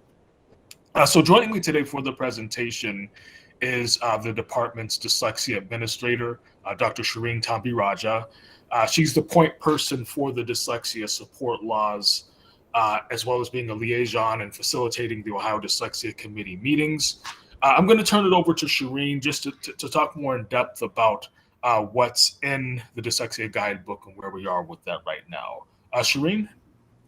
Hi, good morning, everyone. Sorry to jump in a little bit late here, but yeah, so I could tell, I think, from some of the questions that people have seen some version of the guidebook that has gone out. I think we're on draft 3 by now, but the structure of it is pretty solid at this point. So as LM pointed out, we've got 4 specific sections in the guidebook. The first one is very much focused on best practices for literacy instruction. And this is largely around core instruction. So a big focus on structured literacy, as well as the use of a multi-tiered system of support for meeting the needs of all students. I'm not sure who's doing the slides. Okay. And then section 2 is focused on the screening process. And so this is both tier 1 and tier 2. And so tier 1 is referred to as universal screening because it will include all students in the specific grade bands outlined in the law. And tier 2 is the intervention-based diagnostic assessment, and that is only for the students who are flagged as being at risk from the tier 1 or the universal screener. And then in this section, there's also some information about, just clarification between the dyslexia screener and the 3rd grade reading guarantee screening requirements. And then a lot of information about how to interpret the screening data that comes in. And that's where some of those student vignettes we hope are helpful. And then information about communicating with families, because that is a big part of the statute as well. And so this is just an example from the guidebook in terms of being able to show some differences between the universal screener, which is for all students, and the intervention-based diagnostic assessment, who it's just given to students who demonstrate risk. So just trying to give a little bit of clarity to districts, because the universal screener will need to be selected from a department-approved list. But the intervention-based diagnostic assessment is one that districts can select on their own. Section 3 is about the intervention methods and remediation methods for students who will need additional supports. So it does include information about core instruction, because best practice would be for that to be aligned with the intervention that students would receive. And then it also provides a lot of information about supporting adolescent students, accommodations that might be needed, information about identifying dyslexia as a specific learning disability, and then ways to support learners with co-occurring learning needs, because we know that dyslexia can co-occur with, in students who are deaf or hard of hearing, who have speech and language issues as well. And so just considerations that might be needed. And then section 4 is about the certification process, which we know a lot of people have questions on. And it outlines the 4-stage process that the Dyslexia Committee has put forth as guidance for how districts can make sure that they've got somebody who has this certification and can serve on a multidisciplinary team to be part of the screening and intervention processes that are outlined in the statute. In this most recent version of the guidebook, we've taken out the specific pathways or the programs that people can take to meet the certification requirement. And now that's just on our website because it's a dynamic list and could change. So it's now just going to be housed on the website. And then there's some information about different roles that certified educators can play in their districts, whether they are supervising a team, whether they are directly involved with the intervention of students, etc. And so it is important to know that districts can determine locally which educators are going to get that certification. And that at this time, the committee has not put forth any information about ratios. So the timeline of the guidebook is as it shows here. We've been presenting it to the state board because before, Ellen probably said that before we can distribute it officially, it needs to be fully adopted and approved by the full State Board of Education. And so we will be presenting the newest version to the committee on March 14th and hoping that gets voted through. And either March or April, we're hoping for the guidebook to be finalized and then posted on our website officially.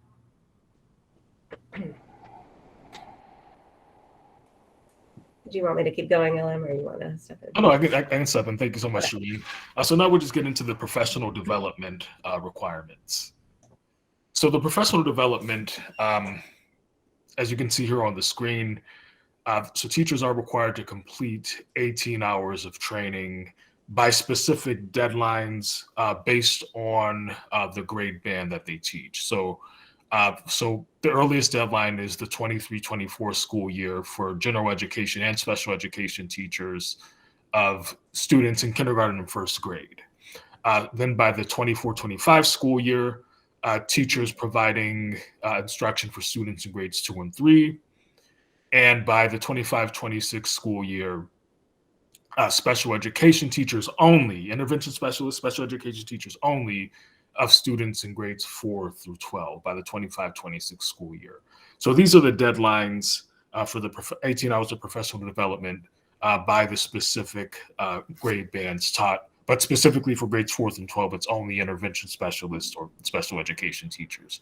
That said, what's not on the slide, a recent decision, and there'll be a more specific decision hopefully in the March meeting, dyslexia committee meeting. There is a carve out. There's going to be a carve out for K through 3 teachers of special subjects. They will be required to complete an amount lower than 18 hours. But in that decision, the specifics of that, what those hours are and what those special subjects are, that'll be determined in the dyslexia committee meeting on March 29th later this month. So I just wanted to add that note in. That's forthcoming in addition to what's on the screen here. Next slide, please. And any professional development course completed by a teacher previously that's included on the approved course list will count. I'm going to get into what those approved courses are, but if a teacher has completed the 18 hours of professional development before, that will count. So they won't have to do it again or repeat that. So I just want to really emphasize that is required, that is mandated in law. Next slide, please.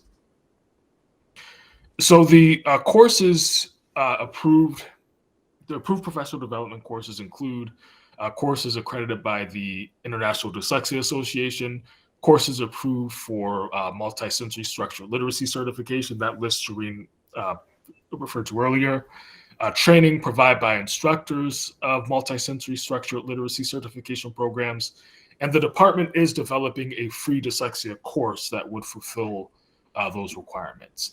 So the specific courses and programs can be found on the Ohio Dyslexia Support Laws website.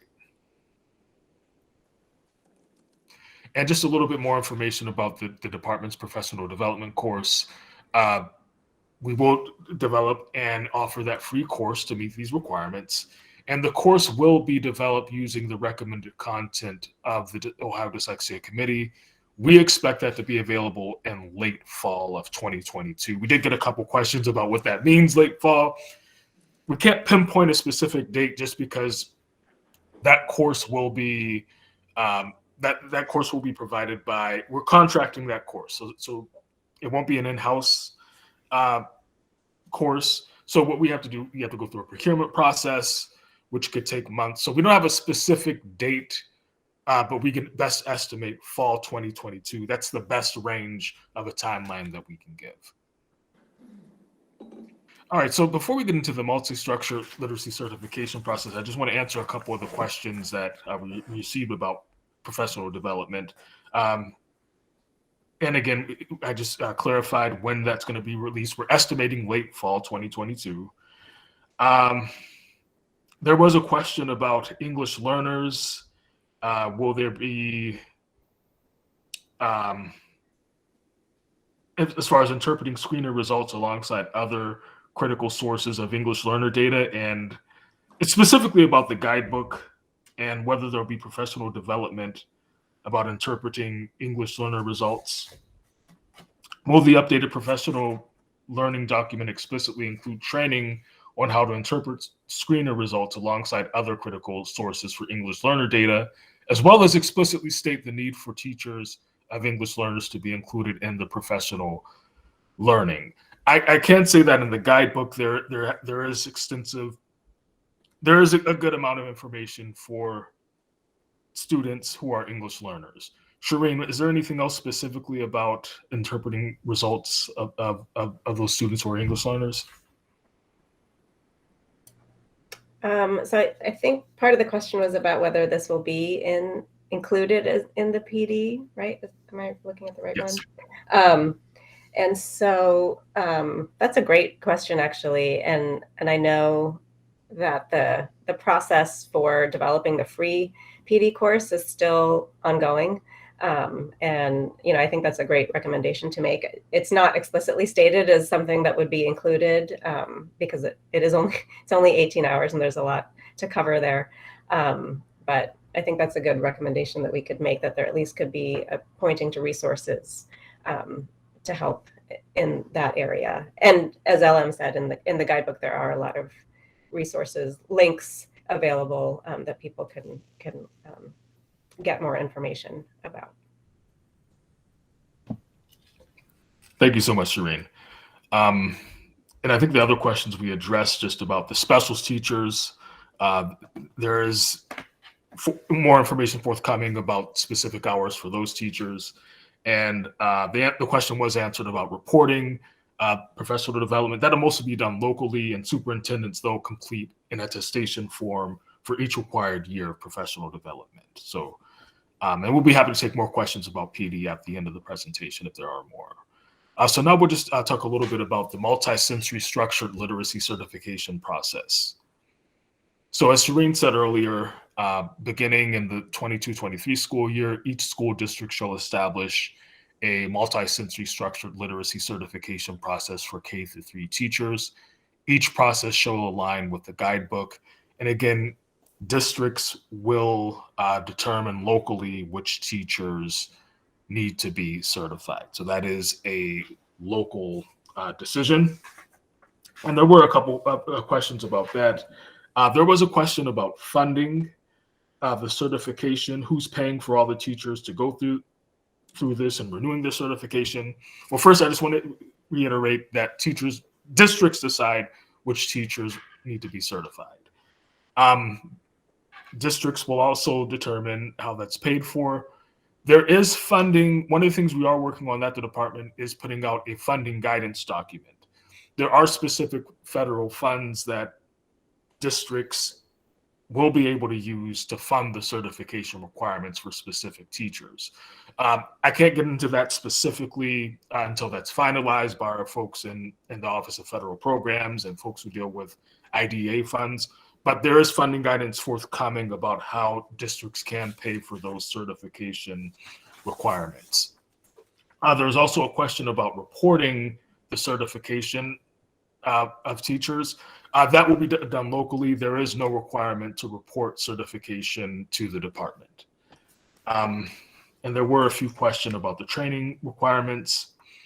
Specifically, Sharina, there's a question about, will Wilson trained teachers need both Wilson 1 and Wilson 2 to be certified? You do not need both. It would be one. That question. Yeah, at this point, either Wilson 1 or Wilson 2. Well, yeah, either one counts.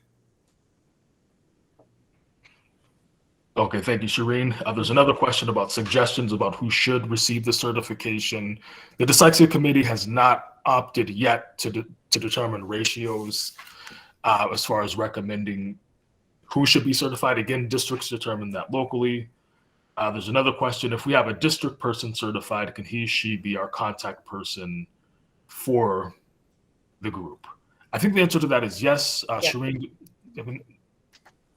Yeah, and part of the ways that the Dyslexia Committee is suggesting that districts can meet that requirement is to partner, especially for smaller districts that might not have the staff or the resources to have someone on site, that they could partner with an ESC, partner even with another district.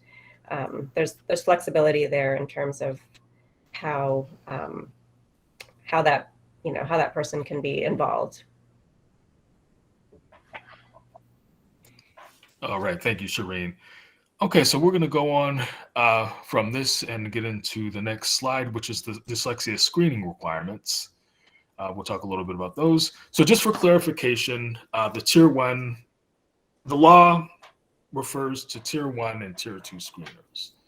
So the purposes of what's going to be in the guidebook and this presentation, Tier 1 screeners are universal screeners, and Tier 2 screeners are diagnostic tests or intervention-based diagnostic assessments. So I just want to make that distinction and clarification before we get into the details. Next slide, please. So just getting into the timeline for Tier 1 screening, this table here, 2 sections. So by 22-23, beginning in 22-23, students in grades K through 3 must be screened. They must have a Tier 1 dyslexia screener. Specifically for kindergarten students, there's a specific timeline for those students. Kindergarten students must be screened after January 1st, 2023, but prior to January 1st, 2024. All other students, grades 1 through 3, must be screened. Districts determine when they're screened, but there will be guidance in the guidebook as far as when that screening is to take place. Students in grades 4 through 6 in the 22-23 school year, those students will be screened as requested by a parent or by request from a teacher with permission from a parent. So those are the requirements for the 22-23 school year. For 23-24 and beyond, all students in kindergarten will be required to be screened. Again, that timeline will be the same though. So those students must be screened after the first day of January, but prior to the following January of the first grade year. And in 23-24 and beyond, students in grades 1 through 6, they're required to be screened only by request, as requested by a parent or a teacher with permission from a parent. So those are the timelines for the requirements for the screening. That 22-23 school year, obviously that'd be kind of a sprint to get those all students K through 3 screened. But after that, the screening will primarily focus on kindergarten students and students in grades 1 through 6 by request. So actions after Tier 1 screening: identify, progress monitor, and notify. Identify each student that is at risk of dyslexia and notify the student's parent or guardian. So after taking the Tier 1 screener, that is the requirement. Also for the students that are at risk, progress monitor every 2 weeks for up to 6 weeks. And if no progress or no significant progress is observed during the progress monitoring period, the district is required to notify the parent and administer a Tier 2 screening measure to the student. One thing that's not there, districts may also choose if they want to administer a tier 2 screener to students who took a tier 1 screener. But that's a district decision. But as far as what's required in law, tier 2 is required for those students who no significant progress is observed during the progress monitoring period. Next slide, please. And actions after the tier 2 results.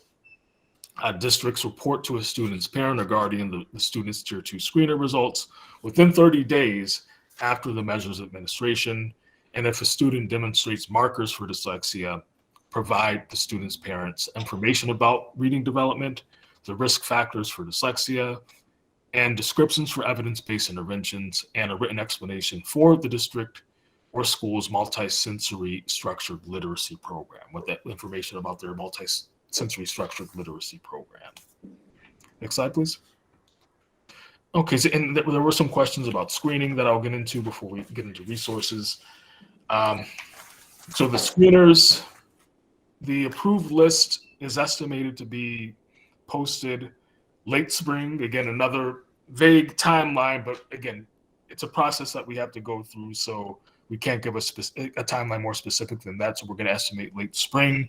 I can tell you that the actual request for qualification document was released a couple of days ago to vendors, and vendors will have until March 25th to turn in their proposals, and then after that, those proposals will be scored and reviewed.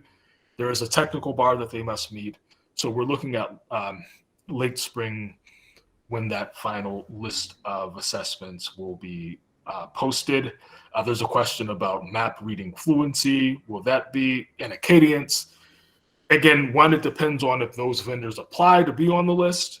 And the second step is if they're approved, if their proposals are approved. So it all depends on if they apply and if they're approved, whether or not they will be on that final approved list. A couple questions about parent communication. Can you clarify the communication required to parents, specifically the discussion of dyslexia tendencies or at risk for dyslexia? There is forthcoming information about that in the guidebook, and we will have supplemental materials for that specific communication. Shireen, is there more regarding that? Yeah, just to add on to that, LM, the literacy team at the department is working on a supplemental resource exactly around this and the questions there. I think we're calling it a parent toolkit, and so a lot of it will include some template letters that can be used, and just some ideas of ways to communicate with parents. Just looking at the questions. Right, so the question about whether that screening results may falsely over-identify students who are English language learners is certainly a possibility, and one that is going to be considered in this toolkit. So there will be resources around communication for that as well. It's a good question. Yeah, thanks, Shireen. And I see there is a question about reporting that was answered, but I want to add to that. So the tier 1 screeners, there will be a requirement to report those results in the EMIS. Pretty much it'll be a binary reporting. You either report that the student is at risk or not at risk, but also you'll report those students who for whatever reason they were not assessed, but primarily to be at risk, not at risk. There will also be a reporting of the tier 2 screening results, and it'll be along the same lines. At risk, no longer at risk. Specific details about the reporting instructions, those will be published in the EMIS manual. EMIS has its own process that it has to go through before reporting instructions are published. There's a public comment period, but those reporting instructions specifically for dyslexia screening will be published in the EMIS manual. So that is forthcoming. And so what we have on the screen here, I just want to remind everyone, great questions. A lot of the information that we have is on the department's website. We have a great website. has a lot of information about professional development, certification requirements, etc. So please visit the Ohio Dyslexia Support's website for information about all of those things. And if there are any questions you have, we'll answer your questions today, but if there are any questions after this meeting, please contact us at dyslexia@education.ohio.gov. All right, so we'll get into the Q&A. There's a couple other questions I want to answer before we get into the live Q&A. There were a few questions about the third grade reading guarantee, like how will this legislation impact RIMPs and the corresponding parent letters? Like Shireen said, we are working on a parent toolkit, and part of that will be communication for those, specifically in kindergarten, for those students who are both not on track based on the reading diagnostic and on RIMPs, and may later be identified as being at risk for dyslexia. So that communication is in the works. That's really going to be important for kindergarten, since there are two different deadlines. There's the diagnostic assessment deadline, which is going to be earlier in that year. Therefore, RIMPs will be developed early in the year. And then there's a dyslexia screening, which will take place after January 1st. So guidance and communication is coming regarding that. It's a very important question. There's another question about what do districts need to be aware of as we refine assessment practices based on this legislation? What are the implications for the third grade reading guarantee? What I can say about that is the approved list of assessments, there'll be two lists for dyslexia. There'll be a list of screeners that can be used to fulfill the purposes of both the third grade reading guarantee K-3 reading diagnostic and tier 1 dyslexia screeners. So there'll be a list where one assessment can be used for both purposes. And there'll be another standalone list of assessments that can be used strictly as tier 1 dyslexia screeners. So we believe that'll help streamline a lot of that. And like I said, there'll be forthcoming guidance just about how to align those two policies. But as far as screening, there will be a list that covers both assessment requirements. How do you see this legislation improving the work we have already been doing with respect to the third grade reading guarantee? That's a great question. And like I said earlier, we're working at the department to align all of these initiatives. Third grade reading guarantee, dyslexia support laws, phonics rule, federal, all those, we're looking to align the guidance and resources for those. So that way they're not in silos. The guidebook, that'll be apparent once that's released. And we are also updating the third grade reading guarantee guidance manual, which will be aligned to the dyslexia support laws.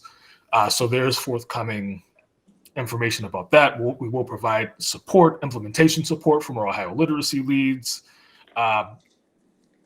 as well as other folks, regional early literacy specialists. So guidance and implementation support is forthcoming about how to align both of the policies. All right, so I guess I'll stop there, and we'll take live questions. Well, I'm taking a look at the chat right now, and it looks like we have a question in regard to, there's no information in the guidebook about training teachers that are new to the district. What time frame do we have to train those new teachers? That's what's right? Okay, yeah, so and I assume that the question is referring to the professional development timeline, which is a great question. The timelines that I mentioned earlier, those also apply to new teachers, but in the event that it takes longer than the beginning of the school year for that new teacher to get all of those hours, that's fine. As long as there's a good faith effort and best efforts to meet those professional development hours, that's fine. So it all doesn't have to be crammed before the beginning of that school year. Even if it's after the school year, the district can continue, the teacher can continue to get those hours as long as it's met during that school year. That those timelines, I can't say this. It's it's a different way. It's a little weird just because, okay, after the timeline, then these teachers aren't required to have the professional development. There will be a district decision on whether or not that continues. But as far as what's required in law and those deadlines for new teachers, even if that timeline isn't met, as long as there's best effort for those new teachers to get those hours, that's okay. That's fine. That's allowable. Thank you. Another question for intervention specialists, is this still required if the intervention specialist teaches math only? As of now, yes. Again, like I said, we're working on a carve out specifically for teachers of special subjects. That'll be a different number. But as of now, what's required in law, intervention specialists, even if they teach math, they would be required to meet those hours. And Shireen, you also mentioned that people can submit feedback at any time on that website. So that's another thing to keep in mind. I believe you've addressed Brian's question about, let's see, earlier on. I think that's what he was asking. Yeah, I got a few of them. A couple of questions from Brian. You referenced the guidance document as far as for the funding pieces. Mm-hmm. Here's another question. So if we have a new kindergarten teacher in 2 years, they must meet the 18-hour during their first year with us. And Deidre, you're on the call, so if you want to unmute and ask a question, feel free to expand upon that too. Yeah, I think that we all tend to know that first year, you're a brand new teacher. There's a lot that has to be done, a lot of PD requirements, gifted, homelessness, all of that stuff. It's a lot coming at you. So then are we expected to then give them these 18 hours in addition to being a brand new teacher? There's other federal requirements, state requirements. Now we have this on their plates. It's a great question, but the answer is yes. That is what's required in state law for kindergarten teachers, specifically teachers in those early grades by those timelines that I explained earlier. So yes, those are required. That's what's required in state law. And it's going to be really important for kindergarten teachers because, like I said earlier, those screening requirements, after that 22-23 school year, the screening will primarily take place in kindergarten. So again, what's in the law, those 18 hours, those are mandatory for those kindergarten teachers by that specific new kindergarten teacher, specifically by that timeline, the 23-24 school year. And we have it looks like Brian has a question. So Brian Matthews, I'm going to turn it over to you for your question. So if that student got the training, let's say letters training in their undergrad, would that count? Yes. Mm-hmm. And is there an initiative from the state to work with the universities to get that done there? Or would that make more sense for us to do that push? Or what do you think would be the best way to get that done? I don't know, LM. I'm not, I know that it's something that we would all want to have happen, that there's a continuity between, the teacher preparation programs and the requirements of this law. But I don't know that is in existence or it will happen within the time frame that we're working with right now. And just Thank you. Piggybacking off that question from Brian, one of the questions was how are universities looking ahead to prepare educators around the knowledge of the science of reading and new legislation centered around dyslexia, screening, PD, and instruction? I know, LM, at the very beginning, you talked about how all of those pieces were connected and higher education was included in that. And I didn't know if you could share a little bit about some of those conversations with higher ed and what are some things that we could know about right now. That's a great question. I know there's some work with higher education partnerships, but I won't be able to speak too much into that on this call. Shireen, do you have more insight about that?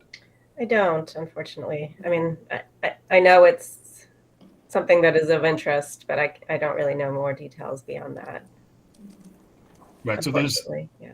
right. So it's more like at this, and I do apologize. At the beginning, I have that in the honeycomb slide. It's more of an ideal, and as far as details being fleshed out, that's forthcoming. But like Shireen said earlier, it is something that is an aspiration.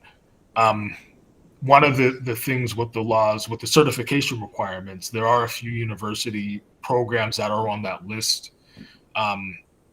In Ohio, I don't know the names of those higher education programs off the top of my head, but there are a few there. So that's one thing that's already established. But there are discussions, and hopefully soon there'll be concrete details forthcoming. Mm-hmm. Apologies for not having anything more specific than that. Fine, that's helpful. And just from our lens here, Dan Lowe-Miller, Executive Director of Teaching, Learning, and Community Partnerships, and I met with one of the universities to begin some of those conversations. And we're looking to expand that with an ESC university, kind of a collaborative, and we'll be reaching out to some of our curriculum directors to see if they may be interested in participating in that opportunity just as a representative, so that we can have our universities hearing what our districts are up against right now, and to make sure that we're preparing our pre-service teachers and our teachers that are in the classroom to meet the needs of our students, because at the end of the day, we want all of our students in Stark County and greater Stark County in Ohio to achieve at high levels. And so we're beginning some of those conversations here. So curriculum directors, you'll be receiving an email from me with a survey to see if some of you have specific questions as we begin those conversations. But that again that will be forthcoming. So let's see, we have another question from Anna. She wondered about a clarification. Kindergarten teachers required 2022-2023 fast forward. We hire kindergarten in 2025. Do they have to do the 18 hours? It sounded earlier that we need to make the best effort. Could you speak a little bit about that? Sure. So the kindergarten teacher is actually 23-24. That's the deadline for those early grades. The thing about the law is after that date, it's a district decision as far as who gets professional development. But if a new teacher does not have those 18 hours by 23-24, say you hired a teacher July, August of 2023, school year starts September 1st, 2023. As long as there's best effort for that new teacher to get those 18 hours, if they don't get it before that date, that's okay. That's allowable. Does that answer the question? Yes, thank you. You said yes. Thank you. All right, let's see. As I look through some of the other comments in the chat, Laura just mentioned there are universities such as Walsh that have restructured literacy teacher prep programs to the science of reading. And Amanda just commented the Dean's Compact has been doing a lot of work in that area in some local universities, and SST9 is involved in that work. So good information. I think there maybe if you could provide clarity on the ODE's dyslexia course, which we know that's going to be in development. Any discussion as far as are teachers going to be completing those modules as a team, or will they be required to go through that individually? Could you speak a little bit about that, or some conversations that you're having maybe in the committee or at the department level? So, Ellen, you can correct me if I'm wrong, but I think because there is going to be that attestation form that teachers will need to individually complete it. Yeah, I mean, it would be probably very helpful for a district to be able to do that all, to organize, to have a lot of teachers do it all at once with a facilitator. But as far as I know, I think everybody would have to have their own completion of that course. Thank you. And as far as a facilitation, a facilitator for that course, will districts be required to go through that course with a trained facilitator? Could you talk a little bit about that? Yeah, so I don't know all the details of that yet because that's going to be, I think, part of the RFP process that happens. But the department will be providing training for a facilitator to deliver the 18-hour ODE course and the materials associated with that, so that, you know, if a district did want to do a big day of it and have everybody take it, that they could do it that way. All right. Anyone else with questions, please place those in the chat, or feel free to unmute if you'd like to ask your question.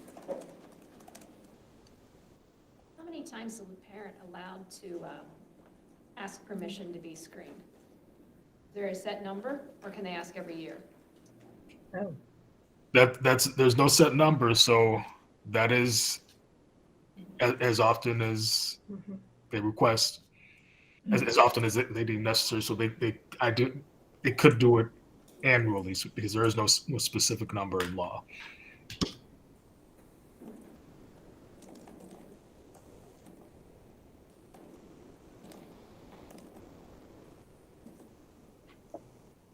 Dave has a comment in the chat. The original legislation called for a study to be done in districts who have been implementing the type of practices called for in the new legislation to get to at least get an estimate of what the cost to a district would be. Could you tell us if the study has happened to at least give some good information on potential costs to a district? Yeah, I think I might have answered this, but the cost study analysis was completed, and I've heard that it's available from the governor's website, but I'm not sure exactly how someone would find it. But we are going to post it on our dyslexia supports website. I've got that in my queue today, actually. So that should get posted soon so that people can access it. One thing to keep in mind about the cost study analysis that was done was that it estimated costs across four districts, but it was before the dyslexia support laws were in place. And so nobody was really following exactly according to the current laws. So it's just something to keep in mind, that you'll have to probably look at different pieces and parts. Also, no one was doing the minimum requirements. So there's a little bit of math that people might have to try to figure out on their own. But yes, that will be available this week to review. We did have another question. Let's see here. In regard to the supplemental guidance document, do you have any idea when that might be released?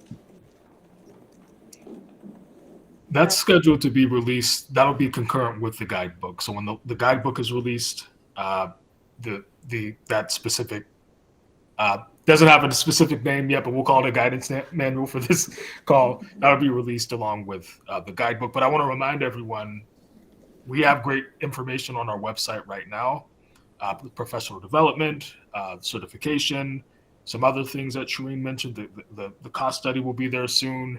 We have a convenient one-pager. Well, it's not a one-pager. It's a three-pager. It's a one-pager that turned into a three-pager of just the basics of the law, what's required. So that's all there and available now. So if you haven't seen it already, we definitely encourage you to take a look at that website. A lot of great information there that you can have now before the guidebook is and that guidance manual is approved. But to answer the question, that guidance manual is slated to be released with the guidebook. Okay, thank you so much. I have another question. Will there be clarifying language around at risk for dyslexia? As it reads now, some parents may believe dyslexia is something that you can develop or catch. Oh. Yeah, that's a good question. And I do think that the current version of the guidebook has sought to include a lot more clarifying language around that, because I know that is a concern. So I'm trying to think of specifics right now, and I'm blanking, but I do think that the way that it's laid out, especially by having best practices, and then a clear outline of screening and what the data looks like when after screening, that hopefully that will be cleared up for schools and for parents. But that's a good point also to think about in the parent toolkit that we develop, that, you know, more resources around what really is dyslexia, and the prevalence of it, and, you know, how to identify characteristics and such, that's something that would be really useful to make sure that we include. Thank you. As we kind of come to a close here at this portion of our meeting, just wanted to offer up one more opportunity for folks to ask questions, to place those in the chat, or to unmute if they have any specific final question or two. I have a question. The ODE free PD sessions, 18 hours.